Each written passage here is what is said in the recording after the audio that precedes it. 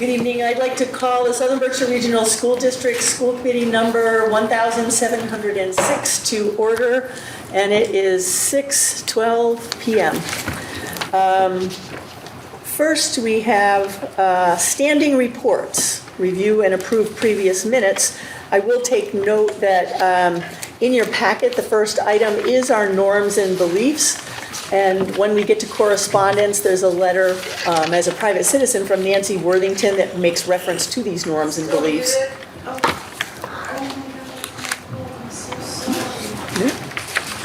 Anyway. Go back and start again. Have you guys started, or are you still? You were muted, so why don't you just go back? Oh, I was muted. Again. All right, take two.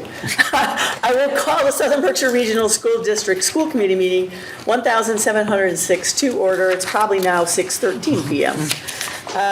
And we will get started. In our packet tonight, the first item there is the norms and beliefs of the school committee. There is a letter in correspondence from Nancy Worthington as a private citizen that makes reference to that, so that is there. But the first order of business is reviewing and approving minutes from February 3rd.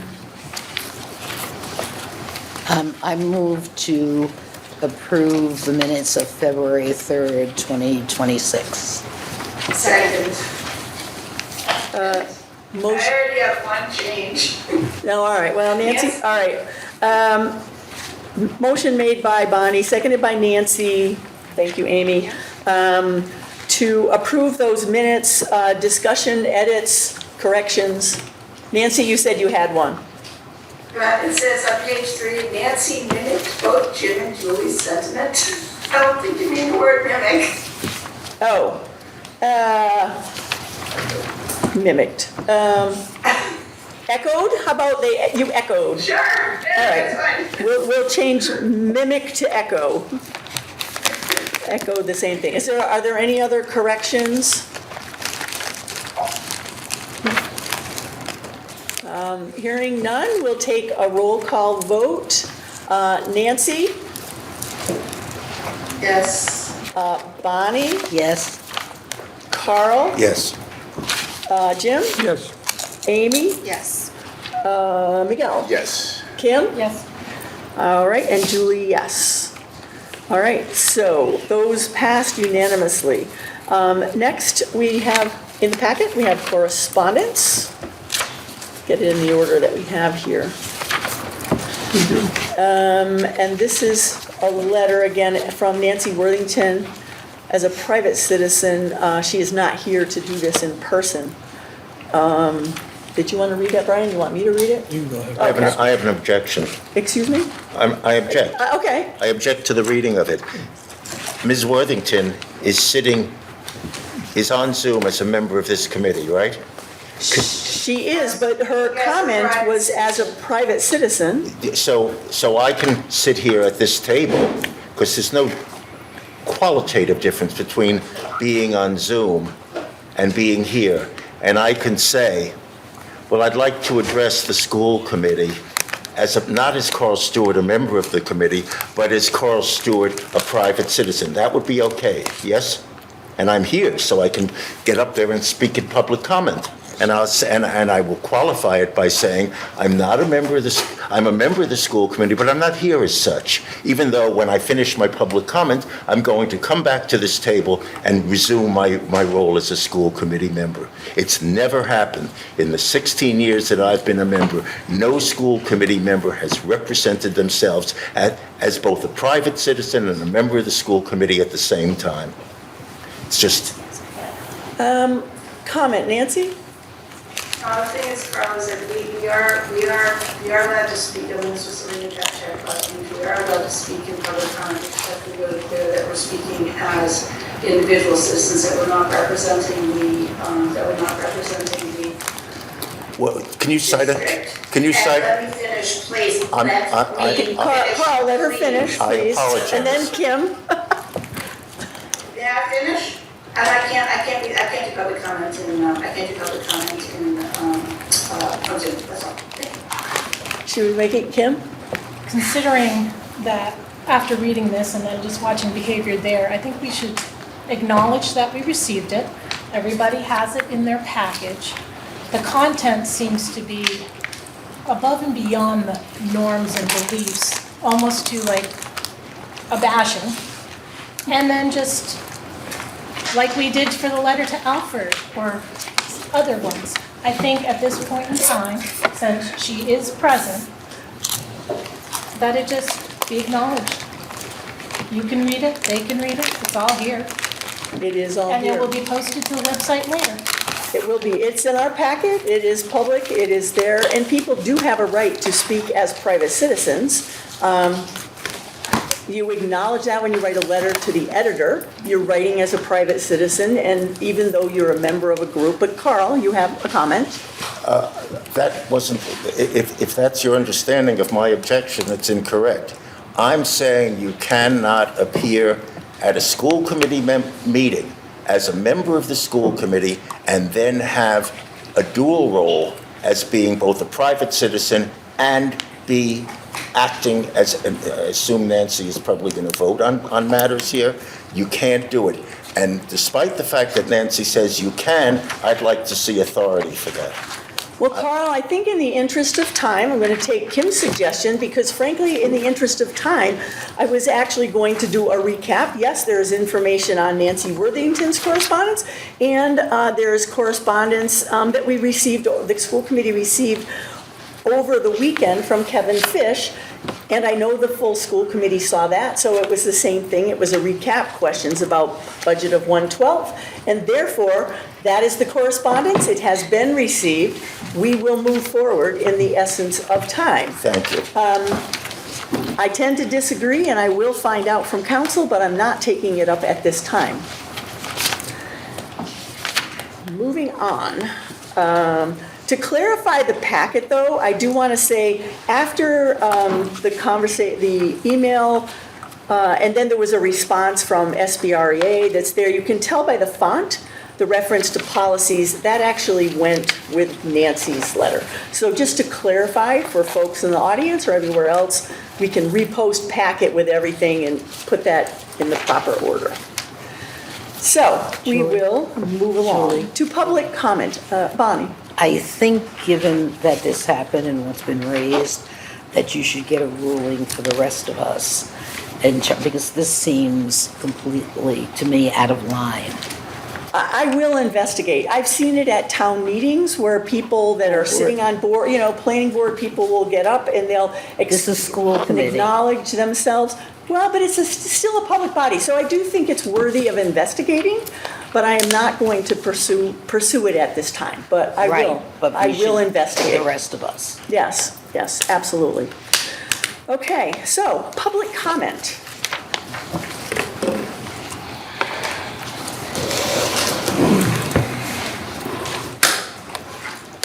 Kevin Fish, Sandusfield. So I just got the packet now, and I see that there's this document in there. And I'm not sure who put it together, because there's no name on it, which is fine. What document? But the What are you one thing talking I about? will say, it's over on the table as well. It's to Brian and team. Here is a draft of an explanation for tonight's meeting. Desi has responded that they cannot weigh on the staffing question. Oh, okay. You know what really works instead of narratives? Numbers. You know what you can do? You can look at what was budgeted in 2012 each month, and you can project what the expenses are, because they're all pretty much known. I mean, our big ones are staff, which includes benefits, contractual services, which tend to be annual contracts. I do budgeting. I've done this for 25 years. It's the thing that speaks is numbers. And that's what I keep asking you guys to produce. If you let the numbers tell the story, the information will be accurate and probably supported, because you can't really dispute them. So that's great that this was put together, but I think I would feel better if I was seeing what the FY26 budget looked like over a 12-month period and what it's projected at for FY27. And that actually is an easy thing to do. Thank you. Normally, we don't respond. I do want to clarify, however, that additional piece was from TJ Plant, our Open Architects manager, and the email piece that it was from his email, it was an oversight that we didn't have that signed. So just for clarity, normally we do not respond, but that's what that is. Hi there, Amy Murray, 95 Salisbury Road.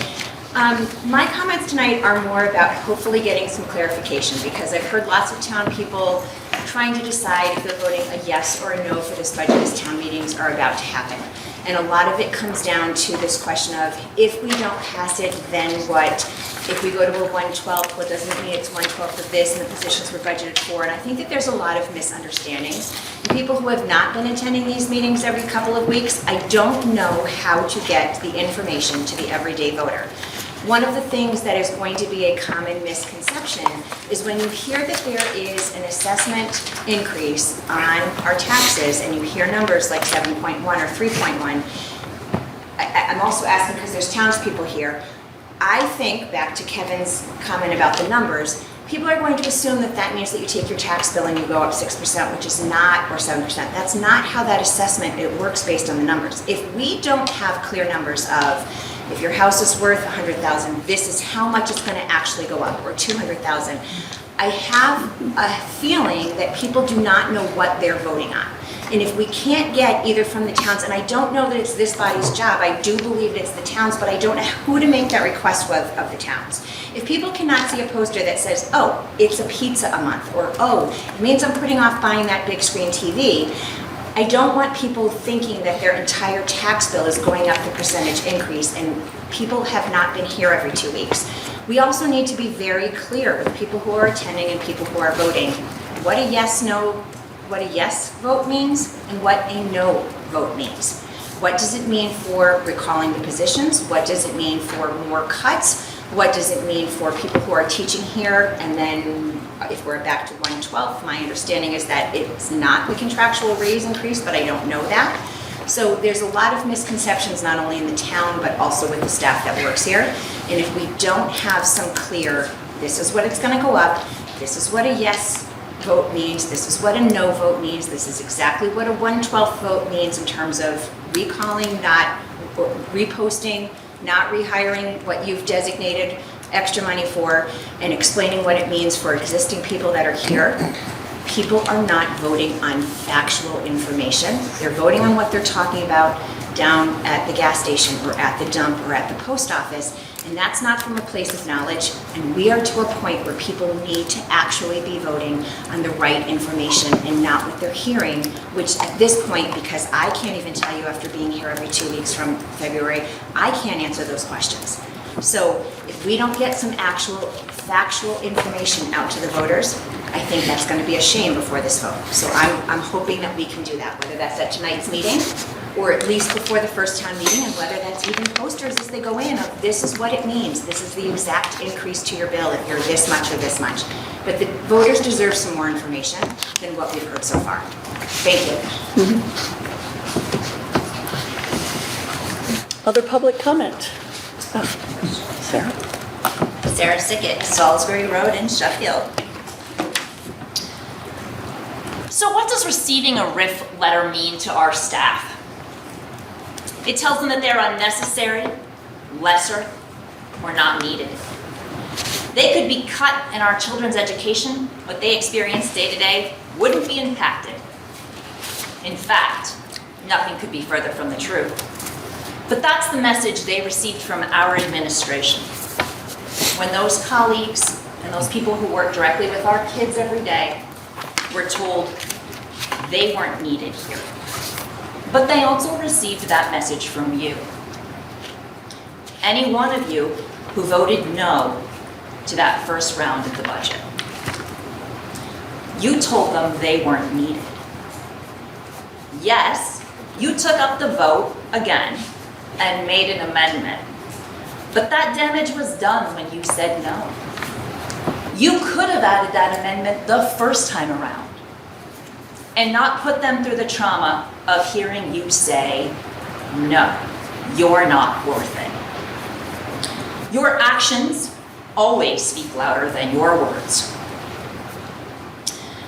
You can't expect our very talented and dedicated staff to jump at the opportunity to reapply to work here.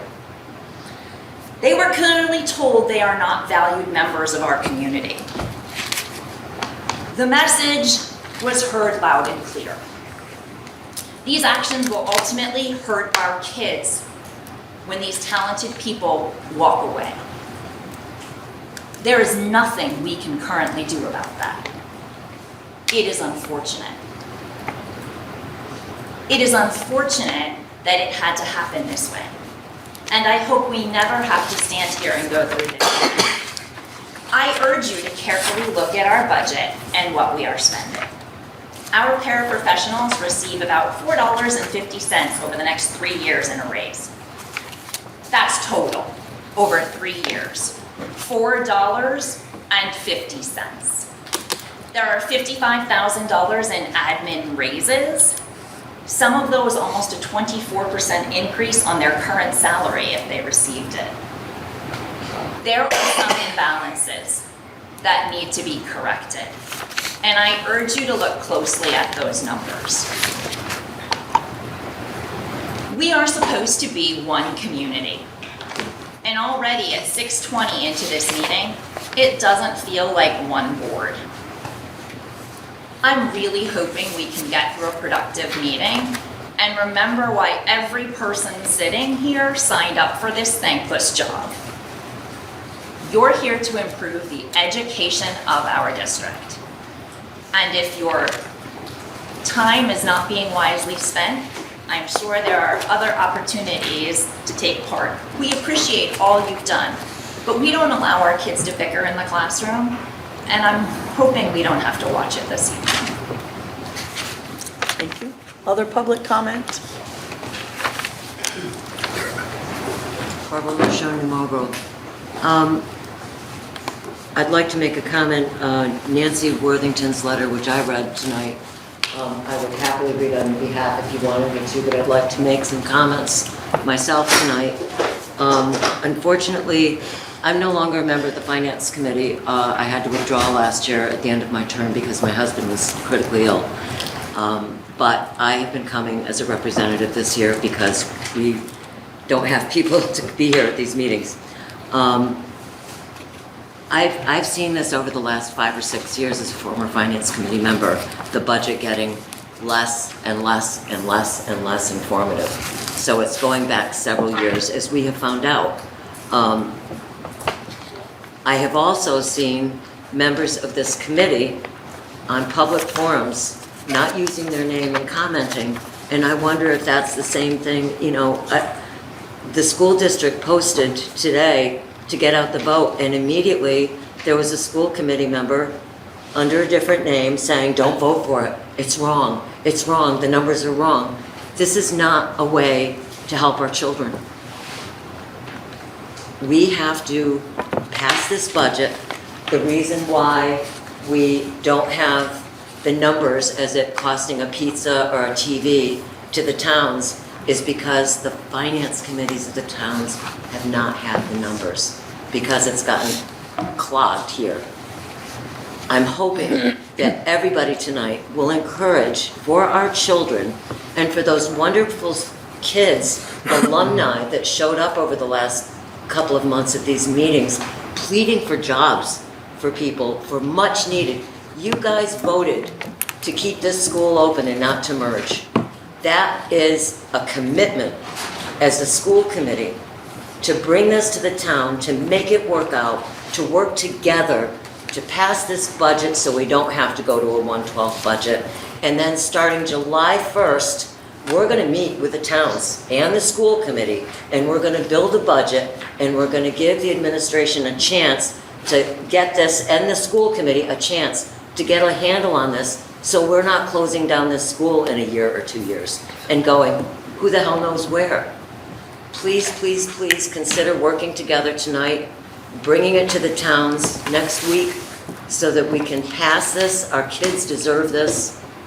You deserve to move this forward for us, and I'm begging you to do this. I have grandchildren in this district, And I am begging you to work together, bring it to the towns, let's vote this through and make a commitment as a committee that as of July 1, we will get a handle on this. All 5 towns, finance committees, school committee, finance committees, parents, let's do it the right way. Okay, this is a beautiful building, why waste it? Thank you. Is there other public comment?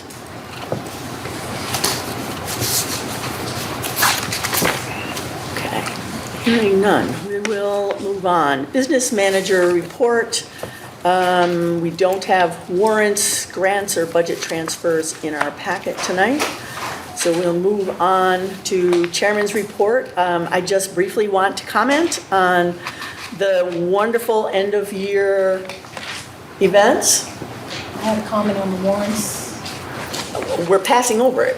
I know, but we haven't had any warrants or anything since November of last year. I'm aware, but there's not one tonight to discuss, Kim. I know. Yeah, I get it. Continuing. Lovely end-of-year reports. There was a really fabulous newsletter that went out to all the households. I want to thank Nancy and all the folks on the advocacy committee that worked so hard to put that together. It was absolutely fabulous. And I just wanted to talk briefly about a conversation that Jim Pisa and I had recently. We all received in our newsletter, our email on June 17th, an email from MASC with the report from the statewide graduation council. And that is something that he and I spoke about, and how it would be very informative for all of us to review that as we think about preparing going forward with goals and objectives for the coming year. So I point that out, but we'll come back to that. And thank you, Jim, for calling me about that and discussing that. And we'll move on to superintendent's report. Bonnie? I would like to know, I would assume that Sarah and a team from Brian's office are working on that. Jim brought it up to me as well. And will we have a report since our last regular meeting of the year on the status of how we're handling it in our district? I'm not sure, yeah. Sarah's nodding. Yeah, I mean, so Well, but is that something that would be under your report? Or I'm under chair's report, No, I'm asking if the chair can make sure that that is something we hear about. I assume it will come under Sarah's office.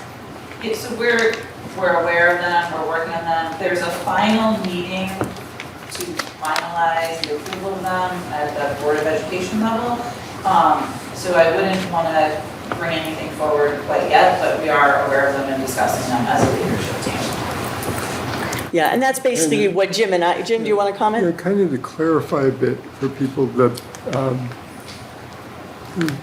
the voters decided not to have standardized tests as a criteria for high school graduation. Right. And they recently essentially set out to the school district, you have to do this on your own. It's actually I think, for this system, a good thing. I mean, I think we already do it. I think that the people that, in the course of these meetings, the people whose reports don't get listened to enough are Dr. Bruno's and Dr. Thoreau's, and our two principals, because, they're the ones who are now essentially building a plan for each kid in the school to have an education that equips them to move forward. Okay. I'm not going to talk much more. These are times in our country and in the world where it's really important to think about what are we equipping these kids for. We can't predict 5 years from now what they're going to be facing as young adults. We need to train them to be able to learn and to be able to think independently and make decisions. And I think that that's the opportunity that our schools have. right now. I think that, just my feeling, the connection we have with kids coming back to work here, and kids coming back to visit, with Jesse being on public radio today, talking to WAMC about this stuff. It's who we are. I think it's really a good thing that you guys are doing it. And I'm all for it and support you however I can. I'm sorry to go No, off. thank you, Jim. Yeah, Okay. clarification. So we'll make sure that continues to come forward. Superintendent's report. I have a follow-up to Mr. Stewart's question about the number of students and the towns at the Egremont School. We have 4 students from Egremont itself. We have 3 students who choice in. We have 2 students from Mount Washington, and we have a single student from Sheffield, Ashley Falls, and Monterey for the 12 students that are currently at that school. Can I ask Madam Chair? Yes. So, the information in response to that question I asked at whatever meeting it was the one before this or 2 before this one, whether there were any choice students, and the information that was imparted at that meeting was that all of the students were from the Southern Berkshire Regional School District, but that you've now amended that, so it's... All I pointed out was that any choice student would have had to have been approved by this body before I was superintendent. Yes, but there are choice students at the Egremont School. Yes. Okay, thank you. So 3 out of the 12. Yeah, okay. Anything else? No. No, okay, clarification there. Sarah, curriculum and PD report tonight? So I have been working with Holly from Transcend, kind of sussing out what we're going to do for our work for next school year. So planning ahead, looking at our PD options. We're going to continue with Verb Studios. We're expanding agency at the elementary school. We expect to have 16 educators at the elementary school level participating. And we're also working with Transcend to create our own advisory curriculum. So it'll be SEL pieces as well as the durable skills that students utilize every day as part of their work plans, as part of time management. So helping to build those skills as well. So we've been talking about that. And I also wanted to share that as part of our work with Transcend, all of our secondary students take a survey, and it focuses on their engagement, the relevance of their work. And so we found out this morning that students who had studio experiences this year, they took a survey at the beginning of the year, and then they took a survey within the last couple of weeks. So those students indicated, 30% of the students indicated relevance of their learning to them, and 63, we had an increase where 63% of the students are reporting that. And they also reported that their personal agency increased, and so we went from 29% to 69% with the students who were engaging in the studio experiences. So that just shows us that what we're doing when we're talking about the hands-on, the relevance to students, is really working, and there's been a bunch of cool things that have happened. The music studio students, their playlist was shared, they created music, and some of you guys listened to it when you were at our celebration of learning. I also wanted to share that one of our students who presented at the Civic Showcase, Leslie Salas Lopez, she already knows, she received a commendation from the Commissioner of Education, and she got a Taking Action commendation. So they recognized her work in presenting at our Professional Development Day and facilitating that panel as really putting her plan and her civics engagement into action. So. Thank you, Sarah. That's really exciting, especially about Leslie, because that was really a fabulous panel. Yeah. And very, very well done. I can't believe she's in 10th grade. Well, now a rising junior. I mean, it was, very, very well done. Thank you very much. Jonathan, Acting Director of Student Services. Hi, let's see, we've been doing a lot. We've been finalizing progress reports for all of our students. We've been finalizing ESY, which is our specialized summer student program. Also a lot of, final days work of both administrative and physical activity, like moving things around and helping people empty the classrooms and because they were leaving the classroom or something. And also, one of the big things we've been working on is our integrated monitoring review. We had a lot of work to do prior to that even starting, and we just finalized that today. Great. Okay. Thank you. All right, seeing no questions, we will go on to new business. First is our FY26 year-to-date budget update.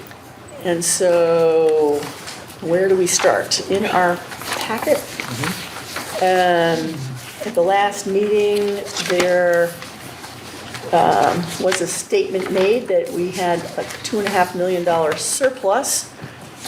We clearly don't, but clarification is sought. Is TJ with us tonight, or he was not? Okay, I know it was up in the air this afternoon. Do you want me to proceed? Do you want to talk about that? Go right ahead. Okay, so this was a snapshot taken in time. There were two different periods. Request was August 18th, but the year-to-date information is there. But basically, on the initial page, there are many areas where both income, revenue, and expenses have not yet been applied. That information, it's just not been uploaded into that system. On that front page, where were we talking? 840,000 in tuition assessments. Oh yeah, down at the bottom, the tuition assessments, there we go. And then the long-term debt, obviously that will all be expended. That has not been expended, so that's well over $1 million. There was another one. 720,000 in excess and deficiency. Yeah, Brings the total to about 1.84 million. right. So again, it's not a surplus, it's a snapshot in Right. time. Yeah. But we just wanted to make sure that everybody was clear on that as Yeah. we moved forward. Yeah, the other expense I wanted to point out too was the instructional, the salaries, 82%, and then further down, benefits, 82%. So that's for the rest of the year, not only through June 30th, it's important to know, particularly for teachers, that their July and August salaries, even though some teachers get their pay spread out over 26 pay periods through the 52 weeks of the year, because it was money that was technically earned in FY26, that July-August instruction will get charged back to the FY26 budget. So there's clearly a lot of discrepancy here. I know you can look at that and say, oh my God, there's $2.5 million there, but it's really, all the revenue's not in, all the expenses are not in, and there are many more. Do we have the actual numbers, as we could say? No, we do not. But you can see from projections that there is much more that's going to go out on that. Kim? Going back to, so technically, out of budget, if you look, it's actually 668 million we have left at that point in time, minus expenditures, which brought us to 438. Am I correct? Because if you go to the top, you'll see the 66. Where were you looking, Kim? If you go to the top To the of your top. budget, All right. you'll see 6,681. Right? 6 million. All the way up. Where are we? Okay, so go under the first sub-column. Our budget left as of this period, where we start, is actually 6,881,488.65. Now, after further review, because there's a lot of confusing, because they're used to both brackets, both negative and positive in this report. If you take the 2.5 from that, I believe that brings us, or the where is it? The 2.18385, that brings us down to the 438, correct? I'm looking for your the total expenses. So that means we had a balance of 435863365 as of 5/15. Because we don't just disappear money. No, we don't just disappear money, but I So, mean, you can I know, tell. and I Yeah. get that, and then Yeah. the things that aren't figured in is like E&D, school choice, things like that, but there's also a lot of expenditures on this account where none of the grants are. Bonnie, you're calling me. Or I'm calling you, sorry. I don't know how. Okay. But like circuit breaker, all those other revenues that we are getting in aren't reflected in this report either. And we've gotten paid on it. We've gotten paid. We usually get $36,000 to $41,000 a month from school choice that comes in, which will get deducted off the back. I know we had $400 in reserve when we rolled over the year, because I found some of my old reports. We also have received Title I and 240 EDA and circuit breaker. We received the relief for circuit breaker. It's all on a website. So when are we going to get the total complete picture? Because there's a lot of grant money. Rural aid isn't in here, and it's been distributed by now. There's a lot of things that have been distributed that are not in this report whatsoever. And how But that is the case even with past budgets, that was not always, I mean, this is the general But this is a 26 budget. We're not talking about a 27 budget where we guess. We have those revenues now. We need to have a real updated budget figure, because that will decide how much staff. Can we bring back staff? Do we have reserves? I mean, you can't just keep throwing out numbers and memos without getting a real budget figure. We received those revenues in October, November, January, February. They're all over the place with grants. I mean, we got our early college grant already, capital skills grant. I mean, we might not have gotten innovative pathways yet or Transcend, but we have gotten the majority of our grants, and they're, because we have had no grant drawdowns or transfers or anything produced to the school committee, we do not know. And I can go to a numerous amount of websites that say money's been released to Southern Berkshire Regional School District. So I know we got the money. So where is it? That's all I'm gonna say. Well, what I'm trying to explain, though, is that these are the assessments, these are the incomes, this is what we have to date. And that it is simply a snapshot. That is just it. I'm not saying it's a complete picture. I understand that, but it is a snapshot. So for someone to just look at that and say, oh, we have a $2.5 million surplus, that was the issue at the last meeting. We didn't even have this in front of us. We couldn't see where the gaps were. You still have questions. We know not everything's posted. We have this part-time outsourced. Hallelujah, maybe next year and now we have a full-time that we can actually dedicate. We have a budget plan that we're going to be voting on, how we're going to structure our meetings every month for the coming year, how we can get year to date, how we can focus on revolving, how we can focus on grants. There's a plan for moving forward. Do we have it today? No. Some of these payments hit our account in October, November, January, in a various form. And to this date, it's not a complete revenue view. You're saying this is the revenues we got. No, there is more revenue that should have been posted. You can see that just by looking at town assessments, that it doesn't show that. So of course there are grants and other pieces. That's what but what I'm trying to say here, what I'm trying to say is that this was the piece of information that you asked for. This is what you got, including the year to date. You and I both know there was a lot more to what I requested. Kim, this is what you got. This is where you said there was a $2.5 million surplus, which is simply not the I didn't case. say we had a two, I said You did. there At was the an last meeting, overage of you said it was a $2.5 million. $2.5 million surplus. You used that word, surplus. Okay, if I And used all- that, it's my mistake. I was wondering why we have 2.5 million on that bottom line. That's fine. All I wanted to do was make sure we had this, that we could see the clarity of what was put out on the 11th, and here's what we were actually referencing, because the fact of the matter is, you made the statement, we didn't have the document, we couldn't look at it, we couldn't make a comment, and that's it. So this was a clarification. The 2.5 isn't accurate either, and that's the problem. And that's why we say it's a snapshot. We know that there are gaps, but this was the information that you were talking about. And so we both acknowledge there's gaps here. And that was the only point that I wanted to make. Bonnie. All right. The simplest question first. 8/18/25 through, and it's cut off. Up at the very top. The date, you mean? Yeah. The window date, August 18th to May 15th?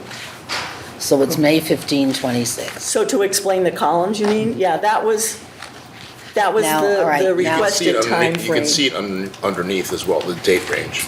Yeah, there is a date range there. First column. The top of the first column. Okay. Yeah, but really, Right. the more accurate would be at least year-to-date to Okay. May 15th. Here's my problem. Yeah. And someone got up and spoke about this and all.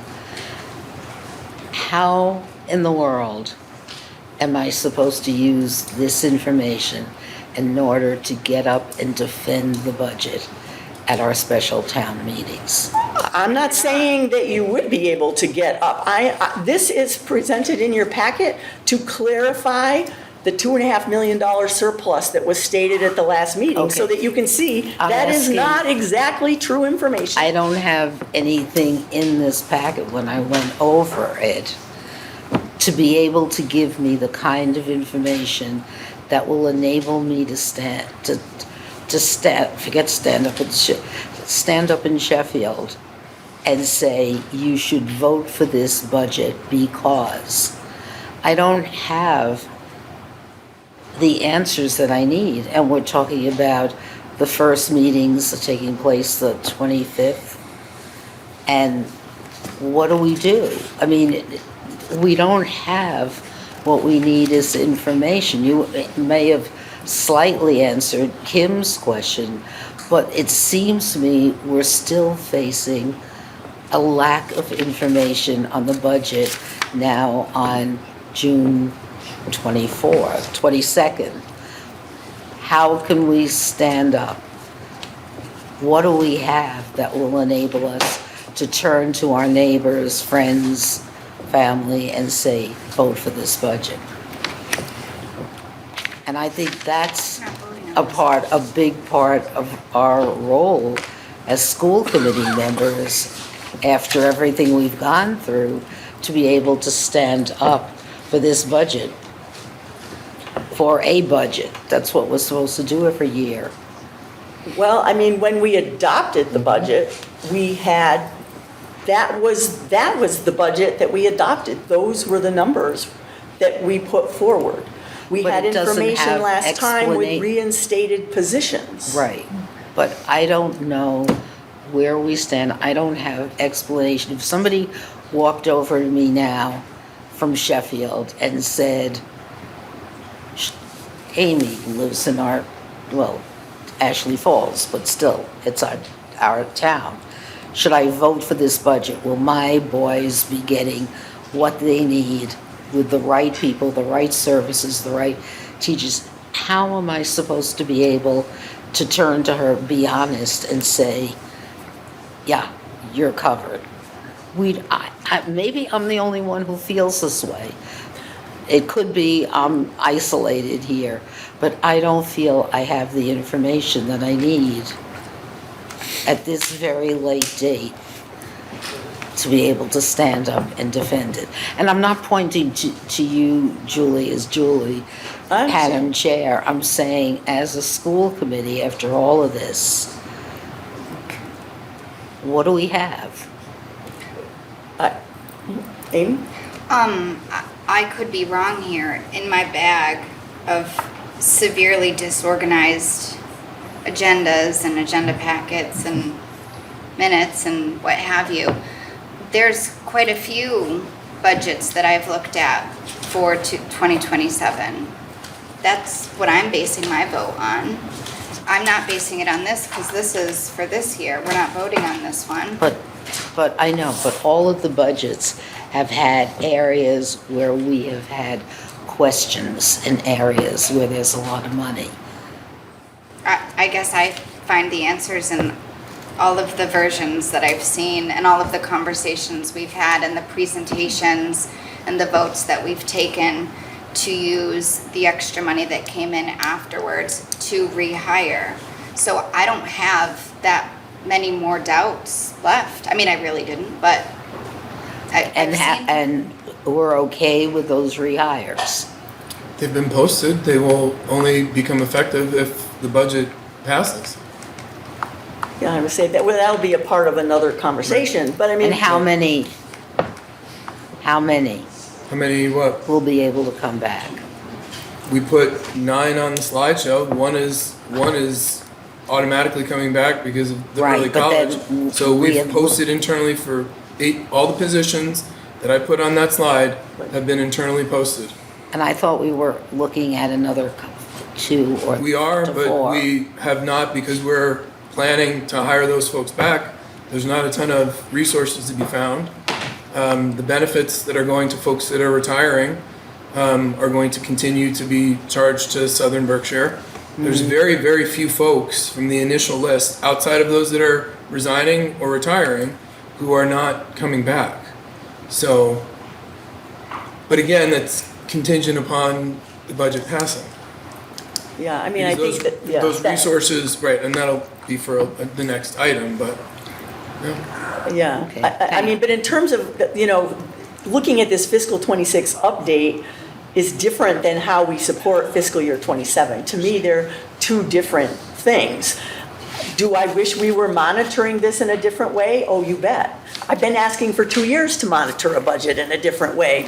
And we see our budget, warts and all, this year, and so we have a million questions. We haven't even been able to see some of those budgets in the past.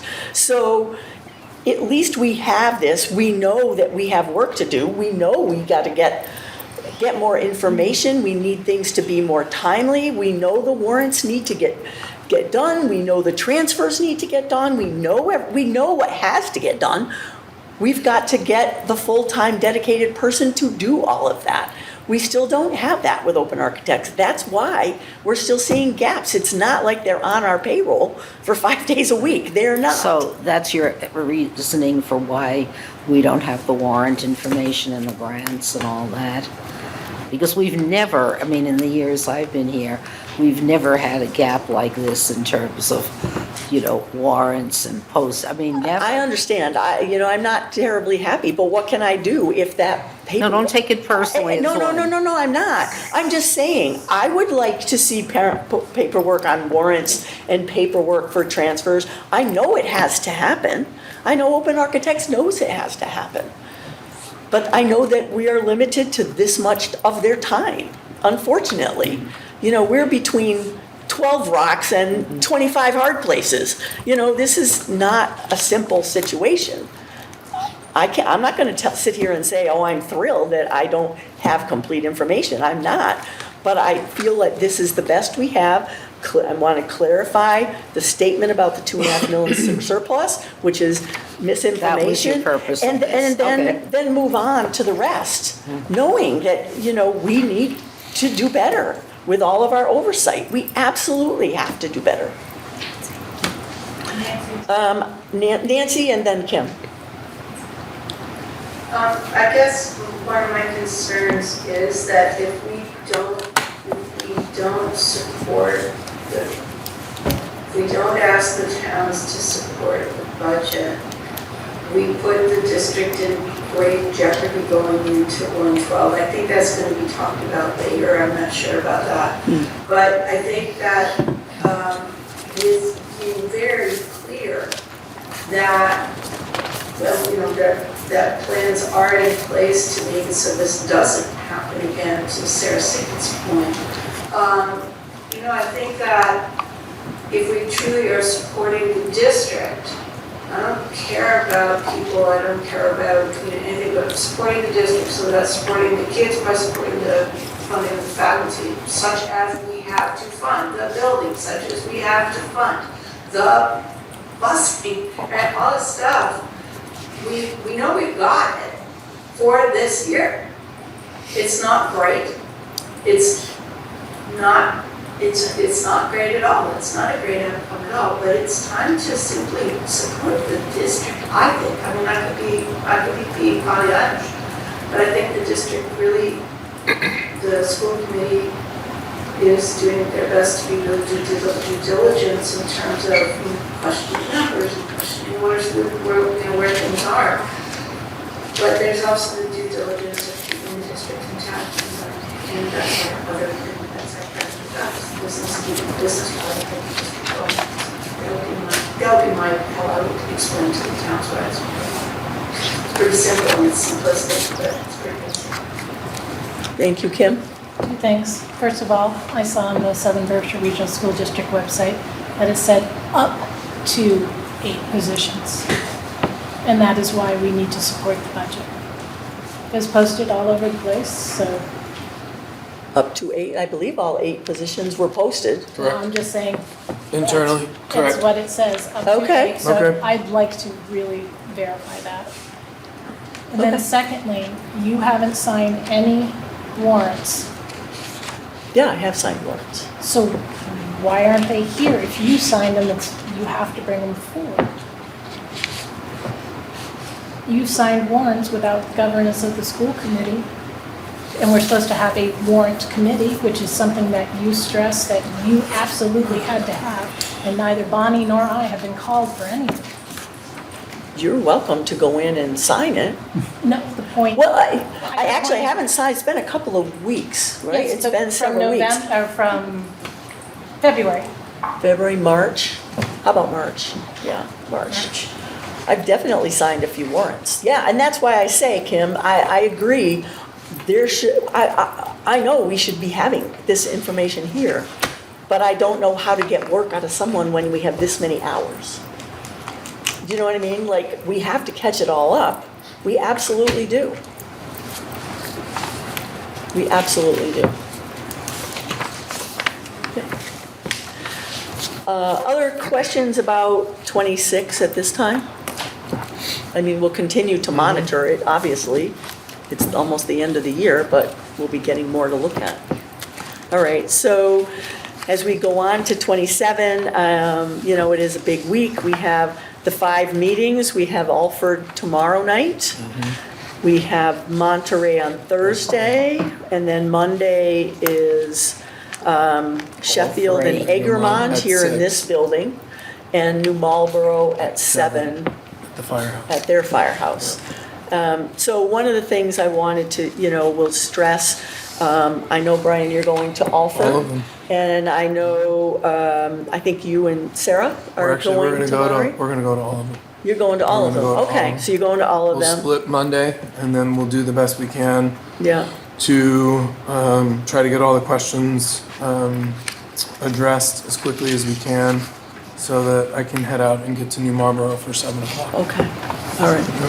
And just for the record, because I also serve as moderator of Sheffield, I'm having someone step in as moderator that day, so I will not be moderating that special town meeting, just so that's, you know, on the record. So I will be in the audience or answering questions in Sheffield anyway, so for my own town, we will do that. So that is happening. And then regarding the 112 Yep. update, you know. So you have the handout that TJ sent to us. He could not be here with us tonight. I also spoke with Desi this afternoon.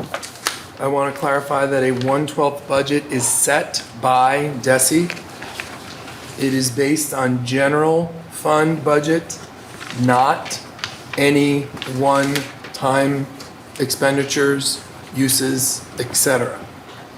So for example, if in the FY26 budget, the district used millions of dollars to prop up the budget and pay salaries, that money is not considered when the commissioner or their designee contemplates a 1/12 budget. So they will be looking at the general fund numbers only, which is what TJ refers to here in his handout. You'll see on the second page, he talks about one-time revenue in reserves versus recurring revenue and best practices, appropriate use of one-time revenue, mitigating temporary gaps, bridging a transition period, or absorbing unforeseen emergencies in a 1/12 budget, inappropriate use, funding permanent staff positions, or compounding a structural deficit. Because I will point out, it was Ms. Bainbridge Jordan who said at the end of the budget adoption meeting, we are continuing to use one-time funds to prop up a budget with no guarantee for FY '27, with no guarantee that those funds in their entirety will be available next year. So, certainly it becomes, I think the word that TJ uses is a blunt instrument designed to keep the lights on. It limits financial flexibility, complicates operational planning, and injects severe uncertainty into our schools. I know that folks have mentioned, well, we've done this before, we can do it again. It would seem to me, and I don't know the circumstances then, there's a lot of one-time funds that are holding up this current budget. Speaking to Desi this afternoon, those funds would not be calculated as part of the 1/12. It would seem to me that I couldn't then recommend to the school committee, if a 1/12 is used, that we then take all of those funds that we were going to dedicate to return reinstated positions back in. I would not, because that, according to our partner, that is an inappropriate use of those one-time funds. So it does not, while I've heard people say, well, we've done it before, we can do it again. It seems that given the current financial circumstances of what FY '26 is, that it would be a detrimental setback to our community, our schools, our staff, our students, if we were relegated to a 1/12 budget. Will we find our way through if that happens? 1,000%. Matthew Myers has already started. He's meeting daily with open architects. He's sitting with Sarah and me. He's sitting with John. He is eager to pitch in. He is excited. We're sort of bringing him along slowly, not trying to overwhelm him in any substantive way and have him go heading for the hills. But he's excited. He feels he's up for the challenge. He's already started his licensure paperwork. He has an ID number thanks to Ms. Castellano today. So do we have the right people on the team? We do. And I agree with everything Ms. Hannum has said. While certainly Open Architects has been a tremendous partner, they have other clients. And it's hard to force someone who isn't a full-time employee of yours to get you everything that you need exactly when you need it.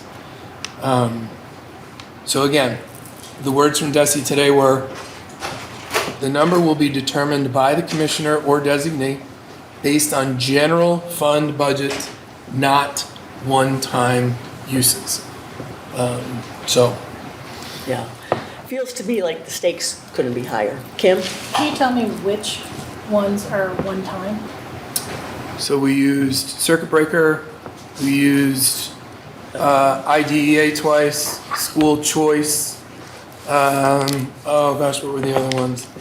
There were others that were used to prop up this budget that we're using again. E&D. All of those are not guaranteed to be in the budget, and so that's why, unless it's in the general fund, Desi is not going to use it for the calculation. Yeah, I would wonder, the one for sure would be E&D, because that's a number, it might be 100,000 or it could be 800,000, depending on your year. Last year's school choice was $1 million. This year we have 513.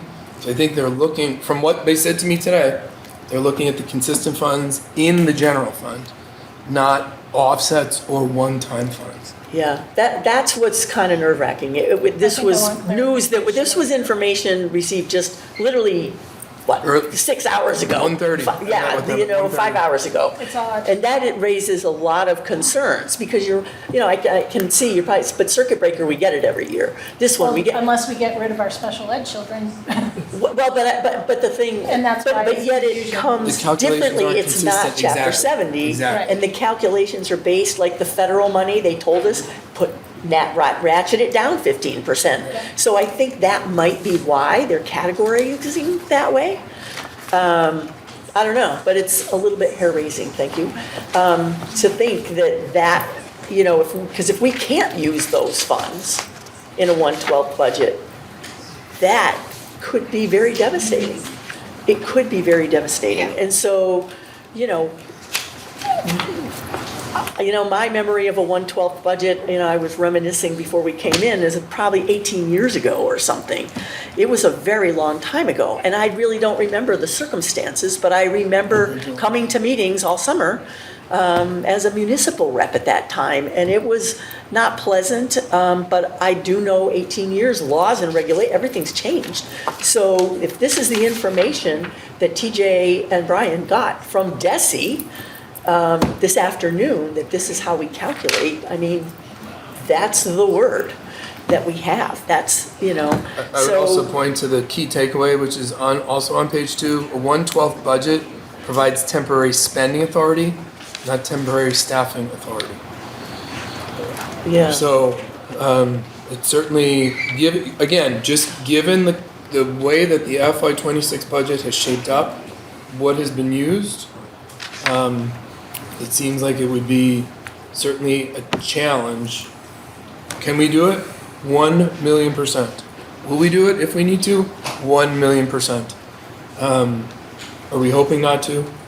1,000,000,000%. Yeah, 1,000,000,000%. Miguel? It seems like the blink, like this will be presented at the town meetings We can have it, sure. between the 1/12 budget and the lack of being able to restaff teachers. I think should be clearly made in the town meetings. I think from what I'm hearing, a lot of people are worried about the budget, and there is a chance that it may not pass. I really think that the consequences of a 1/12 budget really need to be clearly stated to everyone in every town meeting. Sure. Can do. Yeah, thank you, absolutely. Other Bonnie? Apropos of what Miguel just said, it would be nice to put together a visual, a chart. I'm happy to help. Okay, you've got someone. Yeah.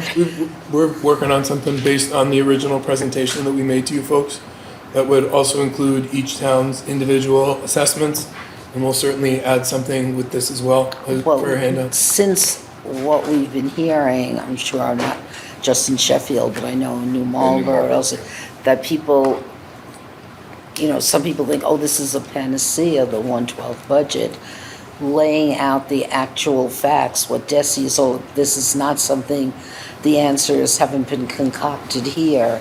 This is what the state has told us. This is what it means. Correct. Yeah, I think a one-page visual, very clear, I think will be very helpful. Yeah. So, I do think it's important, the school committee, we did eventually vote unanimously. I hope we can all be supportive of the budget at our meetings and just really help to promote that really we're here to support our district. Any personalities, anything aside, we want to be here for the district. That's why we want and need this budget. And then we will move forward, and we are committed to an oversight plan, a training plan, all of the pieces that we need after the difficult year that we've had. That's kind of where we are. Okay. All right. Without other conversation, let's continue. Our treasurer, Cami Lamika, gave us a contract for her continued services as our district treasurer, and that is the first one from her in this. She contacted us and let us know that she's looking to change how she works for us. She's started her own business and Education Finance Services LLC. She is currently an employee of the district. She would like to be a contractor.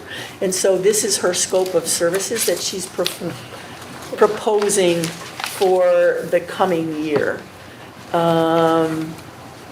The annual fee is $17,680, and that covers all the scope of description of what she does.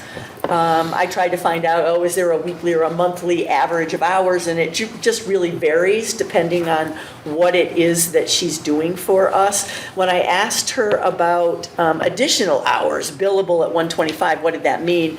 Basically, if we ask her to do something out of the scope of these particular services, that would be where the additional time may come in if it was something extra other than what is described.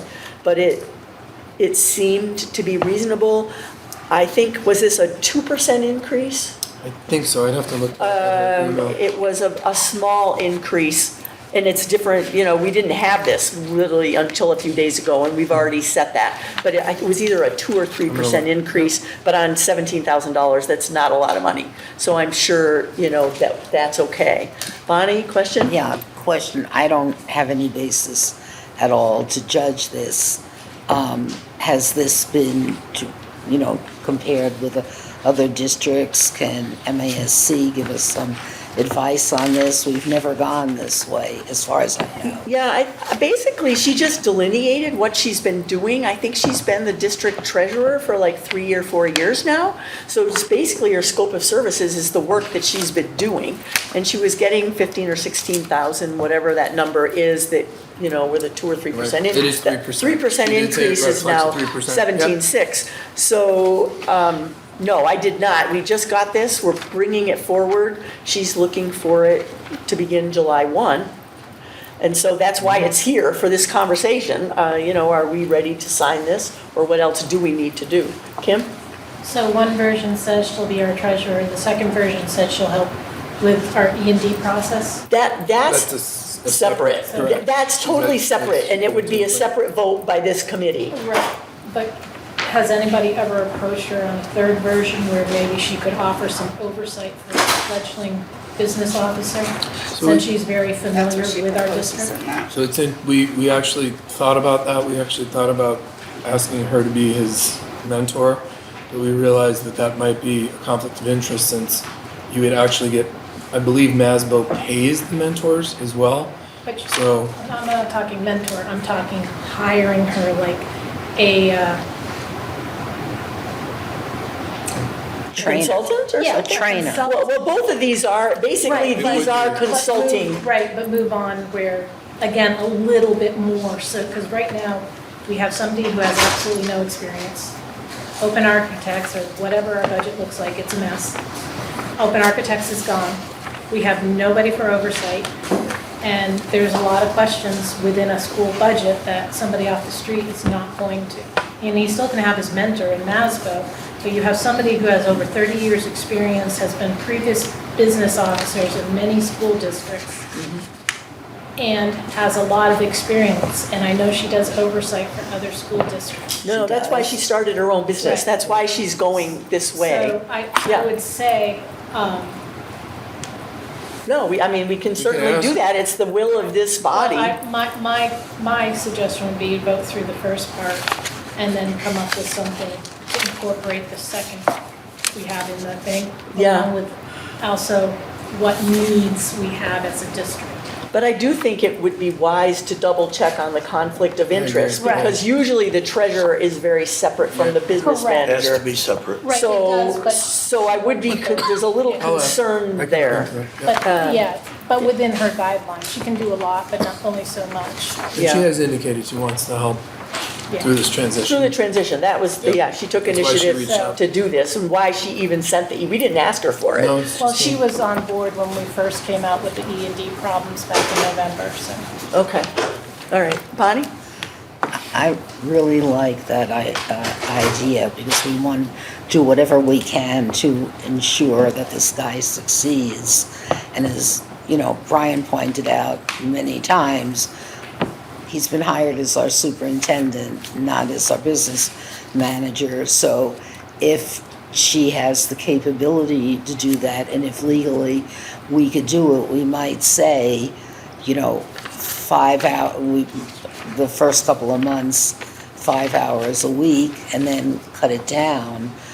But I think, to get him up to speed as fast as possible. I mean, I'd be happy to look at. Sorry. No, go she's ahead. got her hand up. Oh, sorry. My bad. Amy, Therefore, if we could cobble something that will bring up the strengths, I mean, obviously check legally I will. whether she could That's what I do was gonna it. say. I'll see if it's. And a then I conflict would of just say postpone the July 1, because with the E&D, she said July 15th. You could we're looking at an even larger scope for her and find out if she's interested. interest. I'll check. Yeah, no, I think it's great to have her, Sorry. no, I'm sorry that I'm And Amy, Amy, has your hand It's up. okay.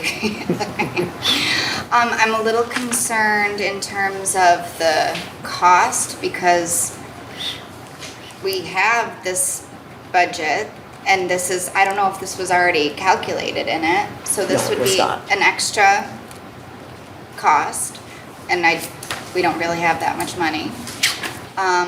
And I'm really concerned because correct me again if I'm wrong, we're paying for Matthew's membership, training, all of that already, which one would think, since it costs money, that it's going to be beneficial.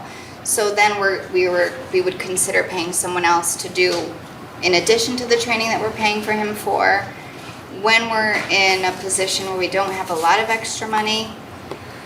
And the last time that we hired someone to do consulting work and to bridge the transition, I just don't know that the payout really gave us what we were hoping for.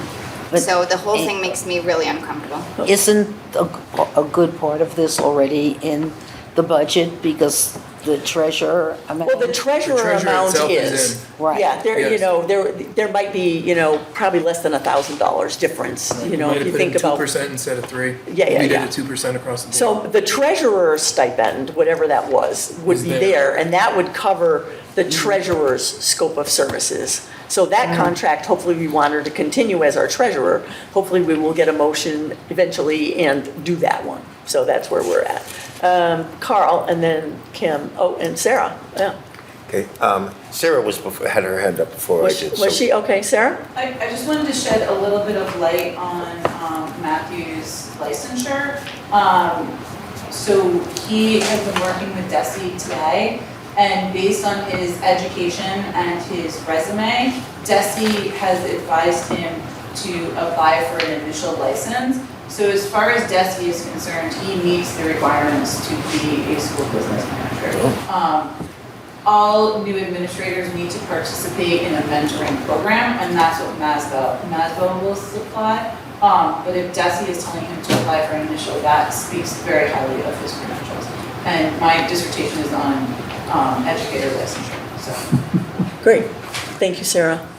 Carl? Okay, what has been, we are being asked to approve this tonight, correct? Yes, Okay, yeah, and so we have this- two separate ones. Two separate ones. Yes. So these are employment contracts. So I assume, it's fair to assume, I hope, that as with other employment contracts, this has been submitted to our council and vetted through our council. And I ask that in general reasons, because that's what we do with employment contracts. We have our council look at them and say, this is okay. And a couple of questions, which I think are reasonably important questions, pop out for me. Okay. One, the fee structure it says annual salary, annual, which means salary. Well, as a contractor, so probably, I mean, she's looking to do this as a contractor. As a contractor, but she's getting a salary which is based presumably on her anticipated amount of work she will spend, she will expend.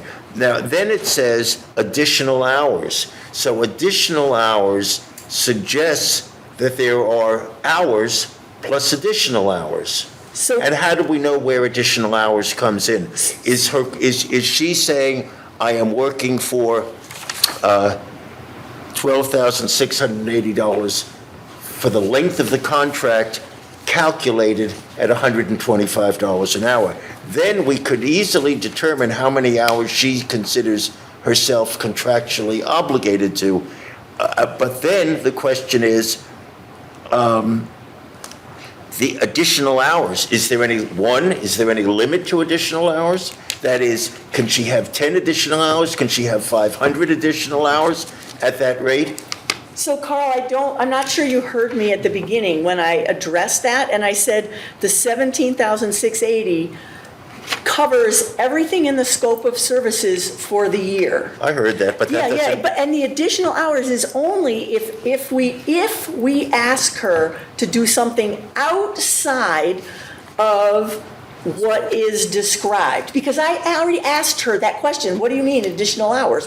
I don't know what that means. And that is what she told me. Well, additional hours, it's my standard language, but it's only if it's not already in the scope of services. And who determines whether it is or is not within the scope of services? Well, we would have to approve her to ask her to do something. Does it say that in the contract?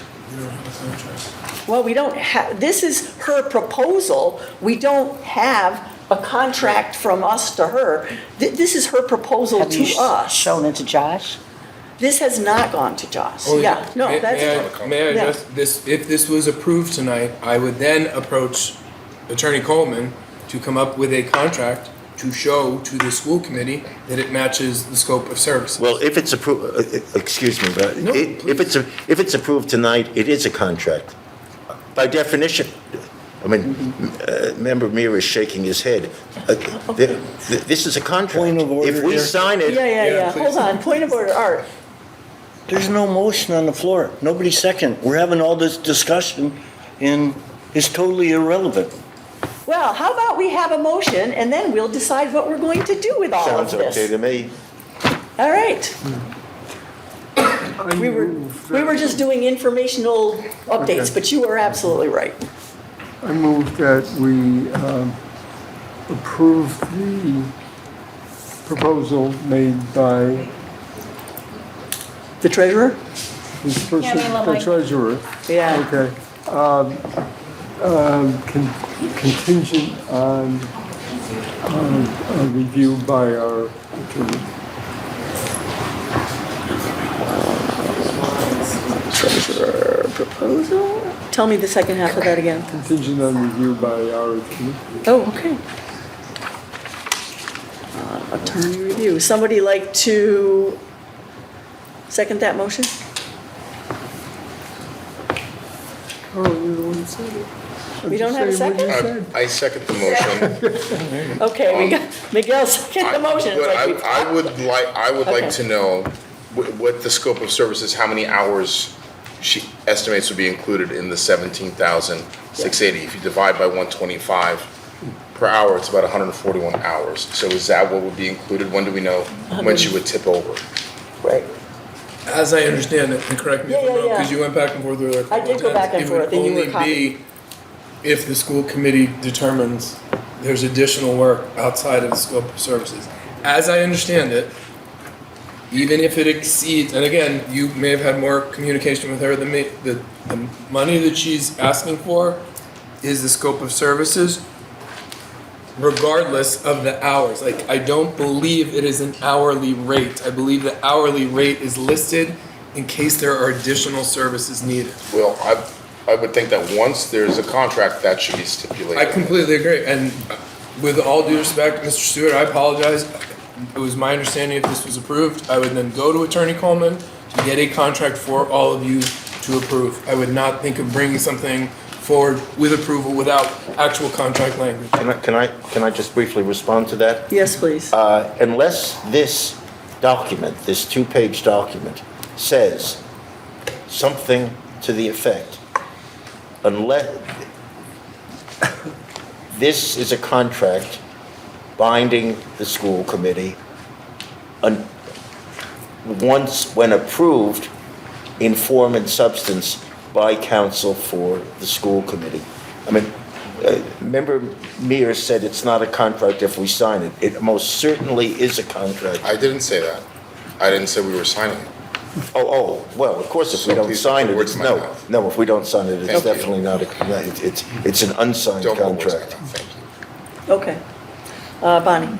So the scope of services is exactly what she's been doing these past 3 years? That's how she described it. I mean, I've been chair for a few months, so I'm assuming that let's this not- is what let's not she's do been it. doing in good faith. That is my assumption, yes. Okay, therefore, do we know, based on the math done by Miguel, that 141 hours covers this for a year? I don't, may I respond? Please. I don't think she's saying, take my hourly rate and divide it by 17,000. I think she's saying, I will do what's listed as the scope of services for $17,000, whether it takes me 10 minutes or 10,000 hours. Okay. So, If there is additional work, it will be billed at the 125. so additional work, meaning not under the current scope of service? That's You, right. as a school committee, would direct her to do. So I think that has to be made, if we vote yes, really clear in what Josh Coleman, writes up as a contract. So I'll make my motion again. Well, Which let's, is just what you two just. okay, wait a minute. Yeah, we've got, before you change, Kim. I'd like to make amendments to the motion. How about we approve this, because it's stated as a contract, subject to approval of council with the hours stated in there. An estimated range of wage hours of based on the hours. scope of services. Based on scope. Very good. Okay, so is the amendment seconded? Oh, Nancy just said second. Nancy, did you say second? Just that, yeah, I'm asking if the amendment needs a second. Okay. Amy? Clarification on the motion, we are just talking about the treasurer. Right. Yes, only the treasurer. Proposal. Only the treasurer proposal. Okay. Any other comments on that? We'll vote on the amendment first. Bonnie? So, did someone go over this in addition to you to know that this covers all the scope of services that she currently provides? In addition to me, no. I will say that, no. Okay, so we should, I don't know if there's anyone who can. Do we have a job, let me ask this, do we have a job description from the past 4 years that was done under previous leadership? I can use that. Right? I mean, it's an annual appointment, right? There's- There is in the school committee handbook a paragraph that talks about the treasurer and what the treasurer duties are. Is that a job description? Arguable, but at least there is something in our handbook for it. Have we ever had a complaint against her? No, not that I'm aware of. That would be my thing. Yeah, And she's always done the job that she put out for the scope of work. That's right. So, but for anything additional, I think we need to talk to council and get all the legality about the E&D thing and stuff like that. So I would suggest just doing the treasurer one first and dropping it from there at that point. Yeah, that's fine. Let's not talk about the other one just now. I'm just, when Bonnie's asking, has anyone besides me? No one besides me read this. Maybe Brian read it, you know what I mean? But no, I'm in good faith. She's been a solid employee for 4 years, and I, did take it in good faith that that's what she did. I could have asked if there was a previous job description or something. I did not. Not in any way blaming you. I just want to be sure that everything that we expect the treasurer to do, we've had too many holes in our financial area, everything we expect the treasurer to do is what is included. Can run Because by I don't somebody at think Masbo? Josh, what? I could run it by somebody at Masbo. Good idea. Good idea.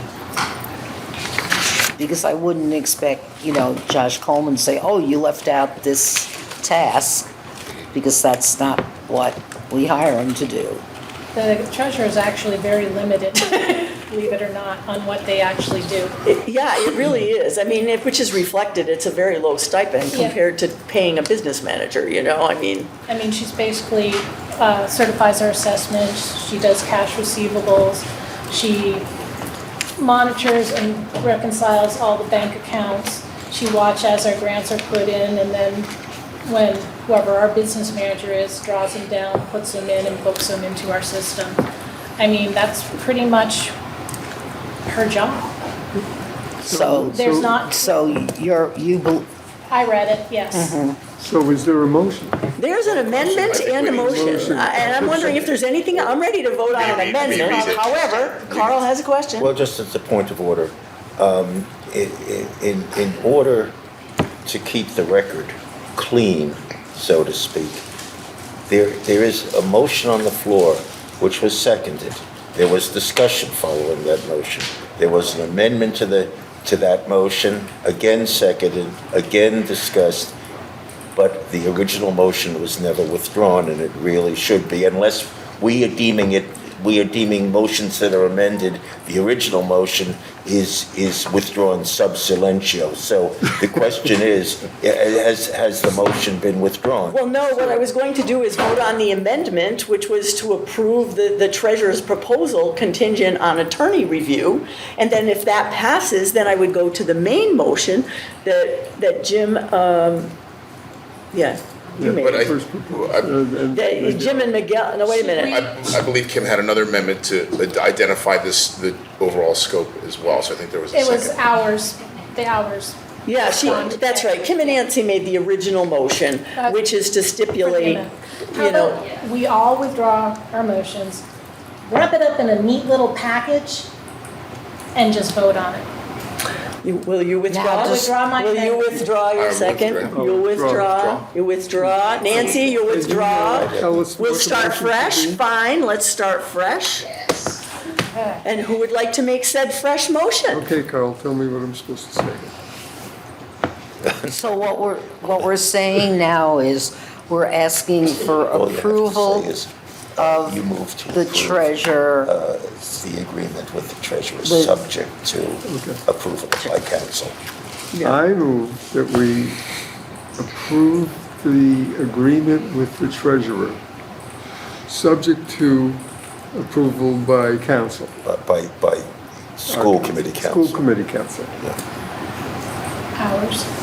And that we verify language about billable additional hours. Verify range of hours included in scope of services. Yes.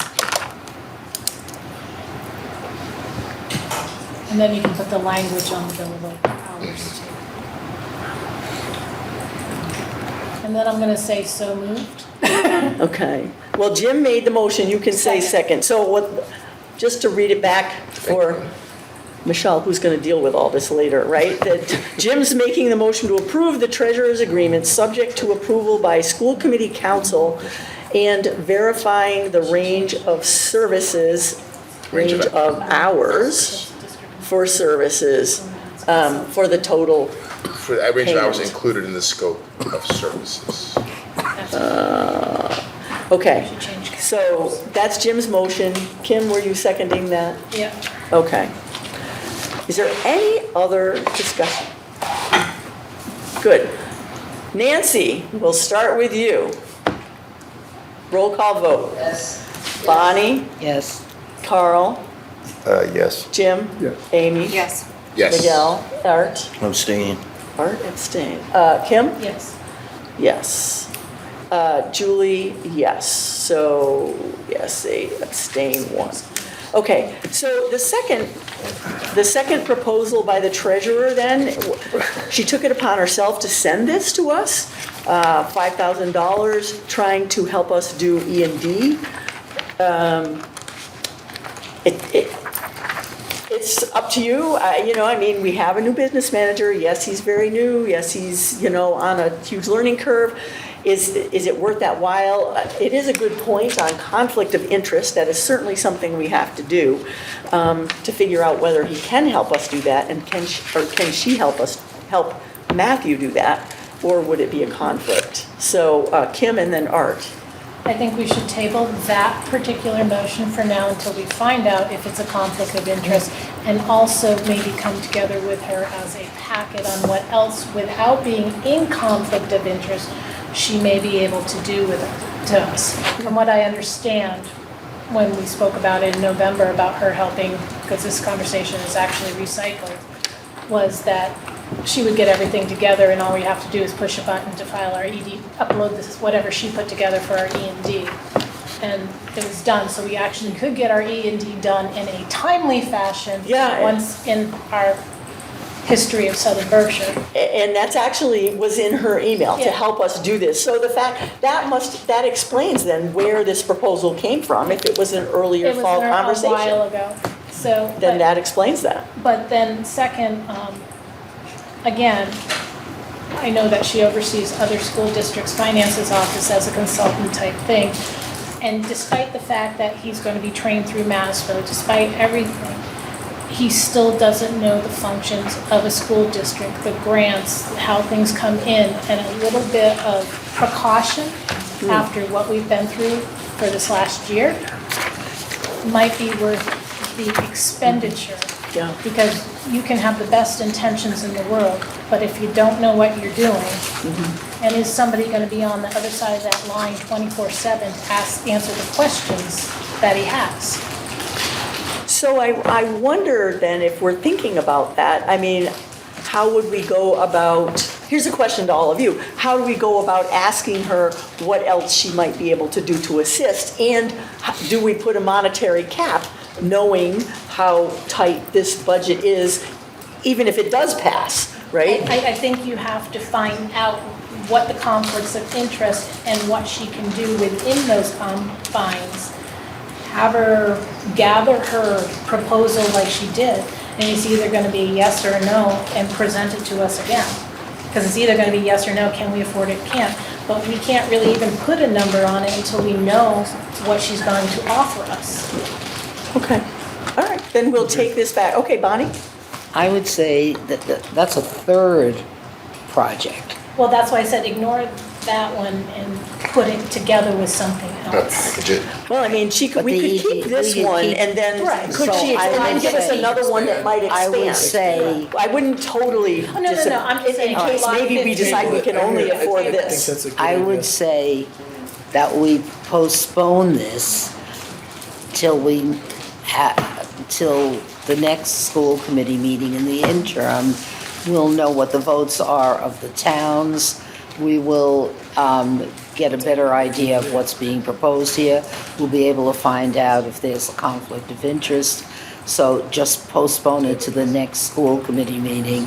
And that in the interim, the additional, explore with her what she is suggesting for possible additional services, and again, determine if there's any conflict. So it's a research period for the July, 23rd meeting? Right, yeah. Was there something significant about the July 15th date that she had on there? No, not that I'm aware of. I think She it, mentioned it. yeah. It was just a secondary one. I mean, yeah, we can say, I think if we reach out and say, we want a second proposal, and just say, by the way, the first one, can that date be July 30th or something, that we sign on to do something like that, and then we could have this one and perhaps something expanded. That seems fine. All right. So should I make Discussion. a motion? Do we have to take, we do a vote, Should I make a to motion? table? My motion is to table this to be included on the July 23rd agenda, and that in the interim, it is determined if there is any conflict of interest, and what additional services. Second. We're going to have the Okay. attorney review it? So Bonnie and Well, we're not Amy, even up to spending money on the attorney because we have to find out whether we Yeah, whether can we can do even that. do any of this. Okay. But if if we Okay. get a yes next week, yeah, have the attorney, add Jim's, have the attorney review it. and what is that? If we have the vote by next week of all the towns, then I think it makes sense to have our attorney review it. Oh, Do this. so you wouldn't want him to review it until after the vote? Is that what I'm hearing? Well, Well, she would do a new proposal, correct? Right. And then, Well, we'd have this one and a second one. and a secondary. right, I know we're okay. Yeah. We're okay. I got it. Yeah, you've got it. okay. All right, I got good. So we get the motion and the second, Bonnie and Amy, to table it, conflict of interest, additional scope, second proposal. Anything else? All in favor? Bonnie? Yes. Carl? Yes. Jim? Yes. Amy? Yes. Miguel? Yes. Art? Abstain. Abstain. Yes. Kim? Yes. Nancy? Nancy? Yes. And Julie. Julie, yes. Okay. Okay, so finish that one. All right. Where'd the agenda go? Next on the agenda is looking at the finance schedule and the budget calendar we presented last week. A little bit of, not too much nuance. I think it was Kim who described, we have to do the building and grounds update and all that, so I put that in a few places. One change, I did have a conversation with Liz LaFawn today about other summer workshops, asked her about the school finance training and best practices by MASC, and we both determined that it should absolutely be done at a regular school committee meeting, so that the full school committee will be able to ask questions rather than have this at a finance. We don't want it at finance where then non-subcommittee members aren't able to interact. So it'll be it will not be Wednesday. We will have a meeting, we'll meet the finance team, we'll look at closeout, we'll do some other things. We'll start finance on that date. But the MASC training, she suggested, I don't have a calendar in front of me. The second meeting in September, which was, I'm quite sure is September 24th, because she says that she knew September 10th is a full-day MASC thing, that she knew people would not be able to come, and that we would ask for Tracy Novick, who is the Chapter 70 and expert on finance, to do that. So she's working on that on our behalf. So that is the one change I can say, that training would not be at that date. But this is what we've laid out, and every single month, we're looking at operating and capital year to date, we're looking at everything. We will try to incorporate, we can subject to change, but, we'll do a deeper dive into grants, we'll do a deeper dive into revolving, we'll do anything else that people think we need a deeper dive in, we'll get it on the schedule. Michelle figured out the dates for budget adoption and hearing, so we know those March dates. Looking for you to approve the subcommittee schedule and budget calendar as requested in a motion some time ago by Bonnie, that we would figure out this calendar before June 30th. So here we are.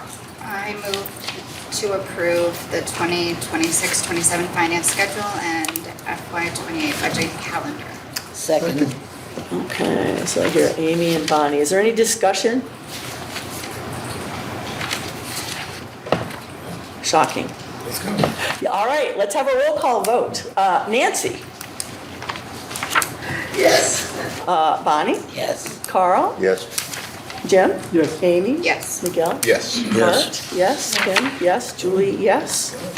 I Okay. would say that we let the towns know the schedule. Yeah, we can absolutely do that. We can share this. I'll make the adjustment and put the training, I'll correct it and put the address, the training date And then on that, just- so that they will have that. I'll just fix that piece, and we'll go from there. Yeah, we can do that. Get two towns. All right. Lastly, approve the superintendent's request to roll vacation forward. There is a memo I put together for you just explaining the difference because Dr. Riccio was our interim. That contract went through August 17th. He will begin permanent on July 1st. The language in the interim said we would prorate if he left the interim earlier. So I did the math. That means 17 and a half days. He's used 8 days. That means per the interim language, we would pay him out for those days because there was no assumption the interim would be the permanent. So the contract has no language about rollover. But in the interest of budget and the fact that he is our permanent, he has asked if rather than the payout, which would certainly help us with our FY26 budget, that we roll those days instead. So that's basically what that request is about here. Kim? I'm looking for clarification. I think there's discrepancy on your memo versus, I think we need to do a motion before we discuss. oh, Yeah, let's do a motion before we discuss. That's a good idea. I move to approve the superintendent's request to roll vacation time forward. Second. Okay. Motion by Amy, Nancy seconded. Now we will discuss. Kim? the superintendent isn't entitled to take school vacations off except for if there's a holiday, correct? What do you mean, not take vacation? School vacations. So like February break, the superintendent gets the one holiday that's incorporated, was Patriot, or no, that's the Holiday. But Presidents. not the 4 other days, because he's a full-time, year-round employee. Yeah, so your vacation would get interspersed as to how that works. I mean, that's my understanding, that, you know, you have your you know, the 17 and a half days on this prorated plan that you would have. Bonnie? So maybe this is the question, on the days that he took for Easter break and February break and whatever, only one of each of those would count as a holiday that he's entitled to. Right, and the other others were days- vacation days. Yeah, so if you took a couple of days around the December break or February or where else, So then. you're saying there were only 8 days? That is what I saw in an attendance report, and that's what it was. I mean, I tallied I tallied that report, hold on. And I saw 8 vacation days, 3 personal days, 14 sick days, a jury duty day, 11 professional development days. So there were days on this where we No, were I in saw different that. places. So, But he took vacation days over both holiday breaks because he was not present on campus. There's no work from home days in his interim contract, and I don't believe he contacted the chair or vice chair in the February one. well, there's no vacation days in February. February break? No, he didn't take did any. not take, he did not mark them. I didn't He take- wasn't at school, and he did not request work from home days. So my question is, the 4 over break, what do they contact? Well, let me bring us back to the actual motion. We have the report, we have this information. The purpose of the motion is, will we pay him out for the days per this report, or will we allow him to roll over?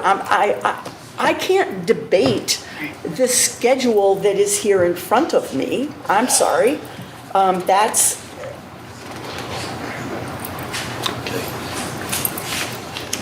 you know, this is what we have. We have the days that are here. Professional days were done in February. I believe that was the Tennessee conference. It's the week after that, when he wasn't present on school grounds and he did not request work from home days. And there is no work from home days in his contract. Same with April. He was not here. He was not on school. I took days in April. Yeah, there were days in April. But I'm talking about April break. Yeah. So, Well, I'm looking at the report as it stands and trying to figure this out. We have June 30th, and do we pay per this? The discussion is really not about this attendance schedule. It's about the numbers that we For have. his vacation days, if there's 8 less, that's $4,800. And So- that's my point. You're saying there's a discrepancy then? There's a discrepancy between Okay. the report and what he's claiming to have left. Amy? And I, So the item on our agenda is to approve the superintendent's request to roll the vacation forward. And according to your memo, it seems like it's in our best interest to allow those to roll over because it will save us money. I would suggest that we vote that way. how would it save us money if he's not entitled to them? That's not the item on, that's not an agenda item, so we're not discussing that.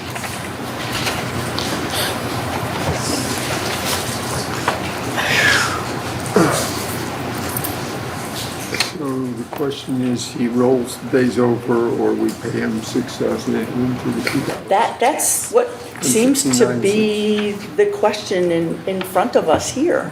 Could you please, Based- Madam Chairman, could you Yeah. please let us know what the days are again that you have in your report? For, For how many days would be rolled over versus, on the memo, there would be 9.5 days rolled over.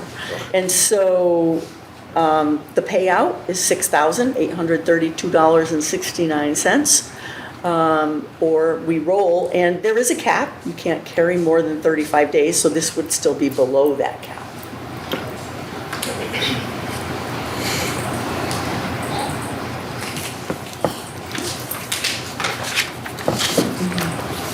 I call the question. I guess we can vote. Okay. Somebody We don't want to have second question. that? Do we have, I'm sorry, you want a second, somebody want a second call the question? Second. yes, Okay, motion's been made and seconded that we call in question. All in favor? Nancy? Bonnie? yes. Carl? Yes. Jim? Yes. Amy? Yes. Yes. Yeah, yes? No. Art? Don't want Yes. to call Oh, calling the Call the question, question. yes. Yes. Kim? Yes? Julie, yes, okay, we will call the question. So now we're going to vote. The motion on the table is that, to approve the rollover request. So we'll start again. Nancy? Yes. Bonnie? Abstain. Carl? Yes. Jim? Yes. Amy? Yes. Miguel? Yes. Art? No. Kim? No. And Julie, no. Julie, yes, sorry, I got yeses and no. Julie, yes.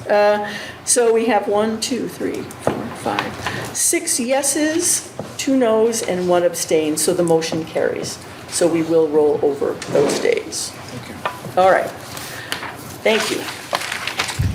Back to agenda. Unfinished business. Oh, let me just see something really quick. Did I get? We want to talk about our MASC dates. Okay. So we have our July meeting dates, and Bonnie's recommendation and others supporting, we decided that for our July workshops, we have our July 23rd date, which is scheduled. If we have to do a short business meeting to take care of treasurer contract, et cetera, we will. A second date, I spoke to Liz LaFond and suggested what we discussed, that, you know, our first meeting, talk about group dynamics, working together, governance, all of that.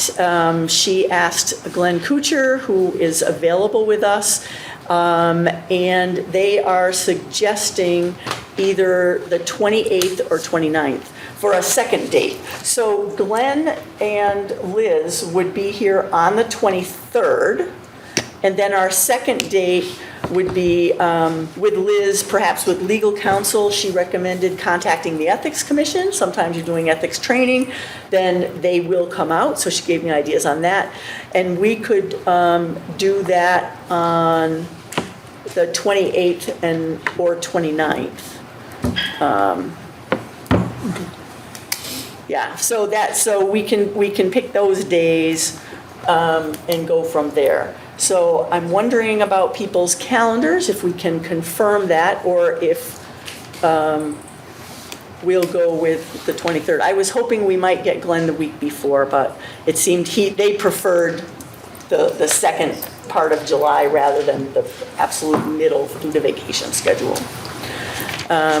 So that is the one date that is still up to us, actually, whether we would want to do the 28th or 29th. And I don't know if people have preferences.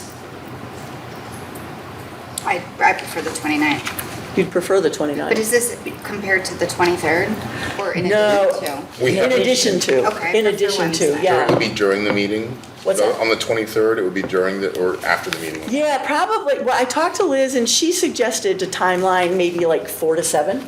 And maybe we get pizza or send out food service to do a nice grilled chicken salad or something light for dinner so that we take a break in the middle, but it would give us time. I'm available for all dates. For either one? Okay, that's great. Rarely, yeah. Are there any Yes. other conflicts? Right now, I'm hearing, Amy's preference for 29th, which I would, convey back. Seems like that's what we'll do. All right, Same so. hours? What's that? The same hours? Probably 4 to 7 on the 23rd, 4 to 7 on the 28th. We will look at that. The 29th. The 29th. Oh, 29th, sorry. Yeah, 29th. And then for August, I know she's talking with Miguel, we're gonna hear about that with the subcommittee about goal setting and all of that. But she did suggest if we did want to talk training and have some of that she'd have Sean Costello come out and help us with her.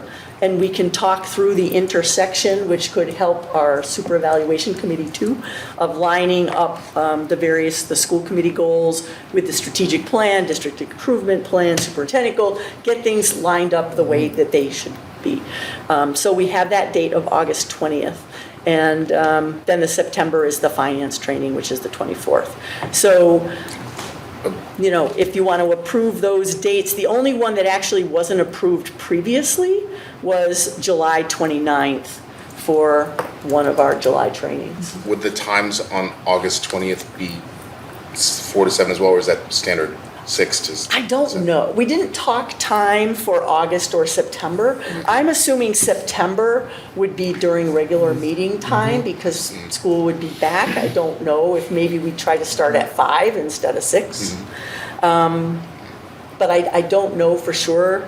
But probably it would be similar in August or, I can suggest that and we can see. I mean, if it's easier for people, we could certainly do 4 to 6. If we don't need the whole time, you know what I mean? And everybody's happy to go home early. So that's not a bad thing. So we can hold it that way. But if we could make a motion that we would agree on July 29th as a second July date, that would be helpful. So moved. Okay, so Art moved, Second. Amy seconded that we add July 29th to our meeting schedule for MASC training. Any other discussion? All in favor? Nancy? She said aye. Aye. Bonnie? Yes. Carl? Yes. Jim? Yes. Amy? Yes. Miguel? Yes. Art? Yes. Kim? Same. Kim abstain. Julie, yes. All right. So that motion passed. We will do that. And now we're on to public Carl has a comment. question. Oh, I'm sorry, Carl? Yeah, I noticed that the attachments to the agenda are only 3, contrary to normal practice, only 3 of them are identified. Nancy Worthington's letter to Dr. Ricker is identified as 2B, or not 2B. I knew that was coming. I knew that was coming. The proposed finance schedule is identified as 9D, as in dog. The memorandum from Julie on the superintendent's request to roll vacation forward is 9E. And so there's a gap between the 2 and the 9, and why? Because there weren't attachments for a business manager report or superintendent report. So not like 9D corresponds to 9D on the agenda. And so there's not an attachment for every item. But all of these attachments become part of the public record. They are discoverable by anybody. Sure. And it doesn't mean anybody in the community, it means anybody. They are matters of public record. How is the person making the request who doesn't have a copy of this agenda and gets the report? The following were presented and attached to the agenda of the school committee meeting of June 22nd. How is a person going to identify that if there isn't an easily identifiable number? I mean, Mr. Fish's letters, plural, were not identified. These weren't identified. Carl, in most cases, they are. I realize that there were a couple here that were not. I do realize that. The other thing, and help me, Michelle, at the end of the minutes, it always says what documents were reviewed, right? That's something that's required. For example, 2B is multiple receipt pages. of correspondence. So usually the first receipt of correspondence would be labeled 2B, and following that would be any additional receipt of correspondence. The number changes per the agenda item. So if it went from 2B to 9A, that means that everything in 2B isn't labeled 2B except for the first one. I can label every single one 2B, but then that's kind of redundant. So I just labeled the first sheet 2B. Right. And then the next one, if it's 9A or 9, that would be the agenda. But I mean, we can certainly ask Michelle to correct this packet. There's a couple that didn't, had some issues before, and then repost so that it's, done.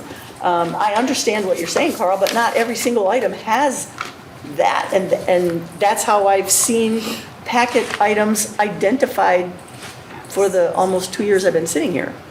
So I appreciate your raising the question, but why tonight? I don't understand. Why not? Sure, why not? Yeah. Anyway, okay. Okay, public comment, please. Point of order. Point of order. Based on your earlier comments, Madam Chairwoman, I assume that if I or Mr. Bataki or Ms. Silvers gives the proper disclaimer, that is, I wish to make public comment not as a member of the school committee, but as a private citizen of the district, and we're present here, you would allow that? Carl, we had the discussion, and I said that I was going to investigate with counsel to clarify your concern. You also said you tended to disagree with me. I did, but I also said I wanted to check with counsel. Just so I'm not going on my personal disagreement, I'm saying, let's check. That's what I understood was the next step, was that you were going to. Yeah, then we'll check. Okay. Okay? So if I make that request now, it would be denied until pending consultation with counsel. Based on your own objection. That Based on sounds your own correct, objection. Carl. That Okay. sounds correct. It's okay. Take 3, public comment. Thank you, Amy Murray, Sheffield.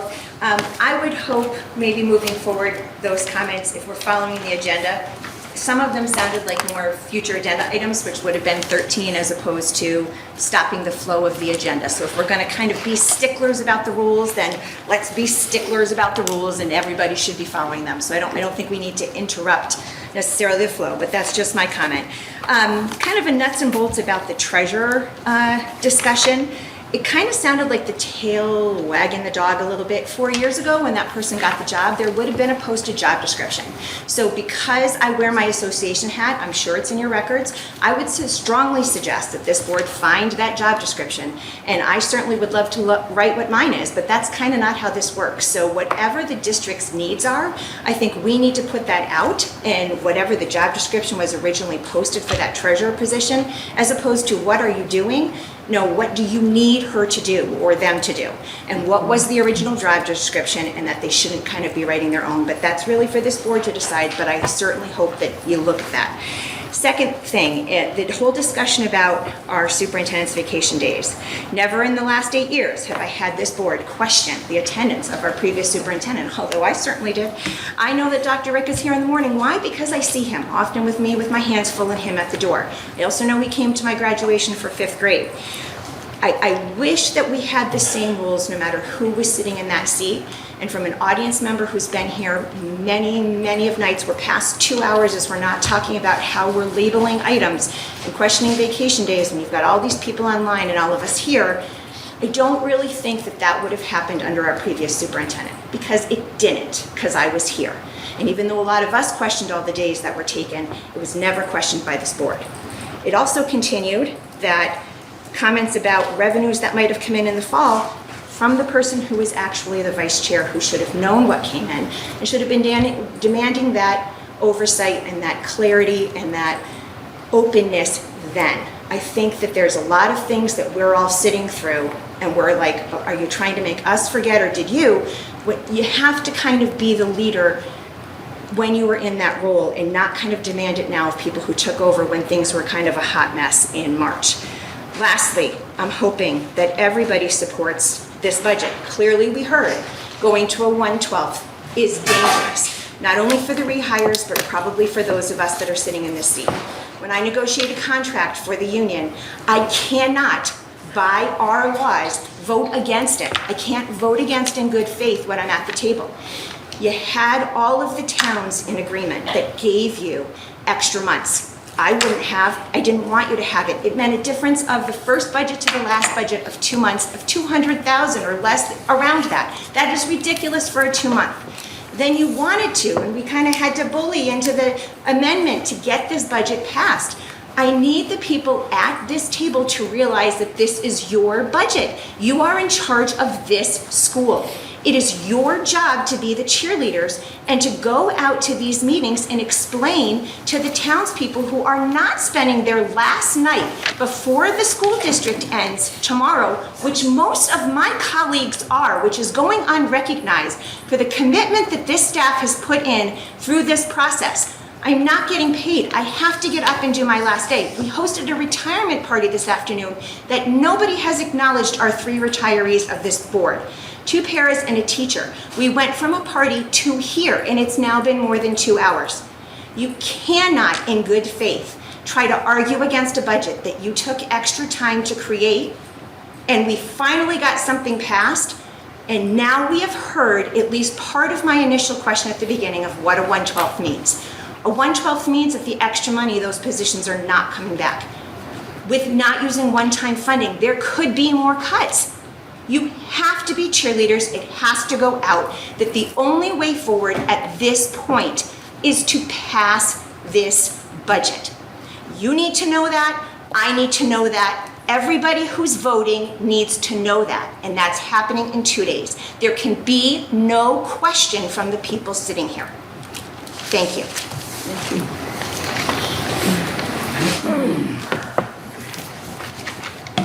Kevin Fish, Sandusfield. I feel like tonight was a missed opportunity. Going into these meetings, just to piggyback on what Amy was saying, you got the correspondence I sent that wasn't included in the packet, which I asked 4 questions be addressed, because you're gonna get them, and I don't think you're prepared to answer them. I mean, will the teachers and staff who were laid off and now being offered their positions back be reinstated if the budget fails and we go into a 1/12?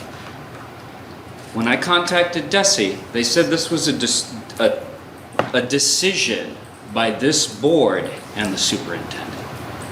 You didn't even talk about it tonight. Brian just said, nope, they're cut. Okay, great. What exactly will the school committee and administration present at each of the town meetings before questions and the vote? There's been no discussion of that tonight. I feel like I spend more time in these meetings hearing about your calendars and how to coordinate them. Here's a suggestion. Get a shared calendar for the school committee. Post them, do accepting thing. I mean, come on. This is really a critical time. As Amy said, the first meeting's in 2 days. I'll be interested to see how that goes. What questions does the district expect from voters, and how will those questions be answered clearly and consistently? In another correspondence I sent you guys, there was probably a list of 15 to 20 questions. None of them were discussed tonight. I took the time to anticipate them for you. You know, and really, the most critical one that I keep hearing, we won't know this until the numbers are all in. I got news for you. The people in the audience is there are going to be numbers people. And I do work with budgets, and I'm not up here trying to toot my own horn about, whatever. This is what I do. And I have to present to boards. I work at a nonprofit. I have for years. Large nonprofits. International. I have to be able to project the close. I have to identify what's outstanding, what remains, what are the expected accruals, when do the books close? I mean, when do all the invoices have to be in for FY26 before they're counted in FY27? I mean, these are questions that can be answered. The 1/12 budget, again, it's another simple thing to do. What is the general amount of funds that we can use? What does that look like in July, August, September, October, November, and December? Because when we get to December, if I'm not mistaken, that triggers the next level of oversight. So this needs to be resolved. And I mean, I'm glad you reached out, Brian, about the 1/12 budget today. We've been talking about the 1/12 budget for months. For months. It's going to be, I hope this memo's helpful. I think numbers are way more helpful in what scenarios really look like. And if that means poster boards with charts and figures, a PowerPoint presentation. I wish you all the best. I am a big advocate. I've been trying to share information. I've got my ear to the Browder School Committee. I have teachers calling me. I have community members calling me. I'm trying to impart that information to you. I wish you the best on this because I, too, believe this budget absolutely needs to pass. We stayed because we were under the impression that these positions would be restored, that we had it together, and that my fifth graders would have the fifth grade we hoped for. Whether it's Mrs. Markey, whether it's Todd Titone, whether it's Mr. Lanou, or whether it's Maddie Caruso, who we have heard is such an invaluable asset to this district. I hope to God my kids have that experience next year. Thank you. Other public comment? Hi, I'm Jessie Murtaugh from Ashley Falls, but a lot of you probably know me as Jessie Tomich. I went here, I taught here, I coached here, and now I have a kindergartner and a third grader here, and I couldn't be happier. So at the risk of making this go longer than it already has, I do want to tell you all that everybody really is fortunate to have you all dedicating your time to be here. just from going to a couple meetings on Zoom and here, it's a lot of time just to participate. My husband said to me on the way out the door, "See you tomorrow morning." And I'm just coming to sit in the chair and have coffee and a bottle of water. So it is appreciated. But I do want to say, as a taxpayer and a parent, an alumni, that there are a lot of people actually watching, especially in relation to how many people are in this district. So, Zoom, few people here, there's been more, there's been less. And there's people that watch the recording after. I mean, I have relatives and friends that didn't even go to this district. There's one that lives in Philadelphia, Vermont, Maine, that check in afterwards to watch. And that's not necessarily a good thing. They're watching because it's entertaining.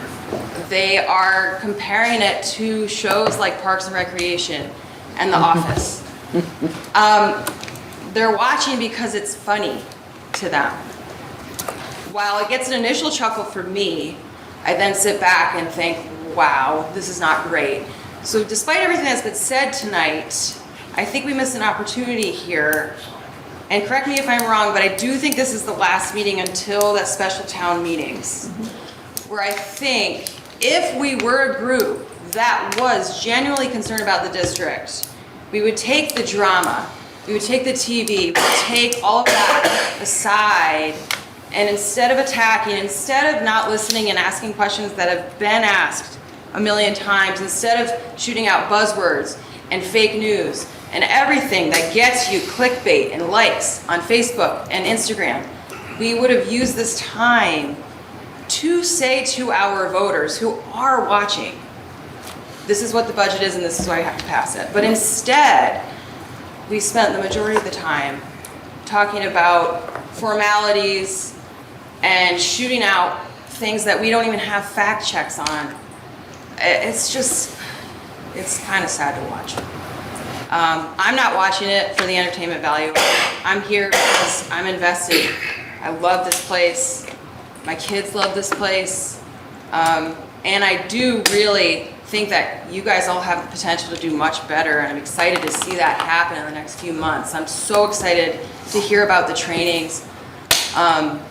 And I have faith in all of you. I don't know if that's a sentiment at the public comment, but I do think that a more efficient school committee is in our future. I think it'll be shorter meetings, it'll be less public comment. And yeah, maybe, yeah, thank you. Thank you. Other public comment? Okay. Subcommittee, Superintendent Eval, Miguel, did you have something to report out? Not at the moment, but I'll be meeting with Liz LaFont tomorrow. Okay, very good. Personnel and negotiations, Bonnie, do you have something to report out? Yes, I do. With Okay. the help of Sarah, with the help of Michelle nonstop, and with my pouring through a Barnes & Noble bag that was enormous, we managed to resurrect a good part of the minutes. And as I mentioned to you, I think it's really critical that there be at least a few minutes spent on training recorders. This showed how horrible a disaster it could be. But we went through all of the minutes in whatever form existed. We used Carl's wonderful idea we passed them with the sense that should other material be unearthed prior to his committee looking at the minutes, his committee being the Executive Evaluation Committee, that we will adapt the minutes that were passed. So we have them, all the minutes for the entire area, and Josh advised me that we were better off going through the minutes tonight than being in a situation where we kept on waiting to get additional information. So that's the status. Oh, Bob, if you still have your minutes from the last meeting, the 5 o'clock, they have to go to Michelle. We can't walk out with them. That's the only other thing. So that's the status that we're at. The minutes went through, we're passed. So they're just about caught up. We are caught, well, We will say yeah. hallelujah on that. I know it's been Exactly. an enormous, It's enormous just been task. hanging over, like, yeah. Yeah. Great, thank you. Thank you to You're you and welcome. everybody on that committee. Oh, for- everyone, yes. And everybody, Sarah, Michelle, everybody who helped work on that Oh, task. really? Thank you. Future agenda items. Bonnie? This is my last meeting. I am submitting when I leave today my letter to the town of Sheffield that I am resigning effective July 1. So Jess, come on in. But they have to appoint you. But this is it for me. I couldn't make it to 14 years. 13 and a half did it. You know that I'm not leaving. So if there's anything I could do to help this district, it's in all my years in education, everywhere, I have never been associated with a district like this. The faculty, the kids, the amount that people go out of their way to support our children, to make, as Jim and I were talking about, it's like every single child in our district has an IEP. There is no child who is not known by our district, and that's really unique. And Brian, I wish you a lot of luck carrying on the tradition. But I wanted to stay through the town meetings, but July 1 is it. And I'll push send after I leave here. So the select board and administrator So will have Bonnie, it. thank you for your service. Bonnie, you're thank welcome. you so much. Thank you very much. You're doing what I'm a pain in the ass. I thought I had convinced you to stay the whole 14 years, but I know I had to convince you because you were talking about January and you stayed with us, and I appreciate that. You've Thank you. definitely left an indelible mark on the district with leadership and all of the pieces that you have supported over the year to make Southern Thank you. Berkshire a piece of what it is, you know? Yeah. You are, As I've said, my proudest was after looking at Jesse when he was teaching in 100 degrees in June, was convincing Sheffield to approve that we put air conditioning in this building. well, Bonnie, I just want to say thank you. I've learned so much from you Oh, over the last thank you. few years. And really enjoyed being with you and having the ASC Thank you. conferences where we got to chat and matter. Thank you. Thank you very much. Thank you. great. Thank you And- so much. You're welcome, Thank you and so we much. will get through this. We will. If we had known it was coming, we might have had a little snack or a little balloon or a little something. You pulled a surprise on us. I wasn't expecting That's that what at I all. decided. And those aren't allowed in the school committee. Well, anyway, thank you so You're much. welcome. Thank you so much. Brian? To that end, I do want to recognize that Lori Briggs from New Marlboro, these are going in alphabetical order, Joanne Gaverty, who is an interventionist here at Undermountain, and Belinda Twing, another tremendous ESP at New Marlboro, are going to be retiring effective at the end of this school year. I feel grateful that I'm able to not just say their names, but know exactly who they are. I'd like to offer particular thanks to Belinda and to Lori, who helped me navigate the children in the classrooms where they serve over at New Marlboro. And I would like to truly thank Joanne for being a tremendous leader in the association, but also meeting monthly and since March weekly with Sarah, myself, and Andrew, really establishing a partnership, finding our way through this budget together. We did not always agree, but I'm very proud to say that we were never disagreeable to each other. We always respected each other deeply, understood the perspective that each was coming from, and were able to make a budget that is going to be put before our voters in the next week. So thank you to those 3 tremendous educators for the years of service, of touching lives, not only student lives, but family lives, and really best wishes in retirement where you don't have to read another email if you don't want to. And you don't have to worry about budgets if you don't want to. So thank you to all of those. Thank you. Thank you very much. Okay.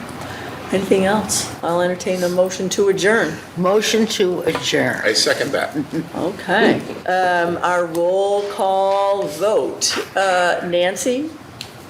Yes. Bonnie? Yes. Carl? Yes. Jim? Yes. Amy? Michelle? Art? Yep. Kim? Julie? Unanimous, we will adjourn. Brian?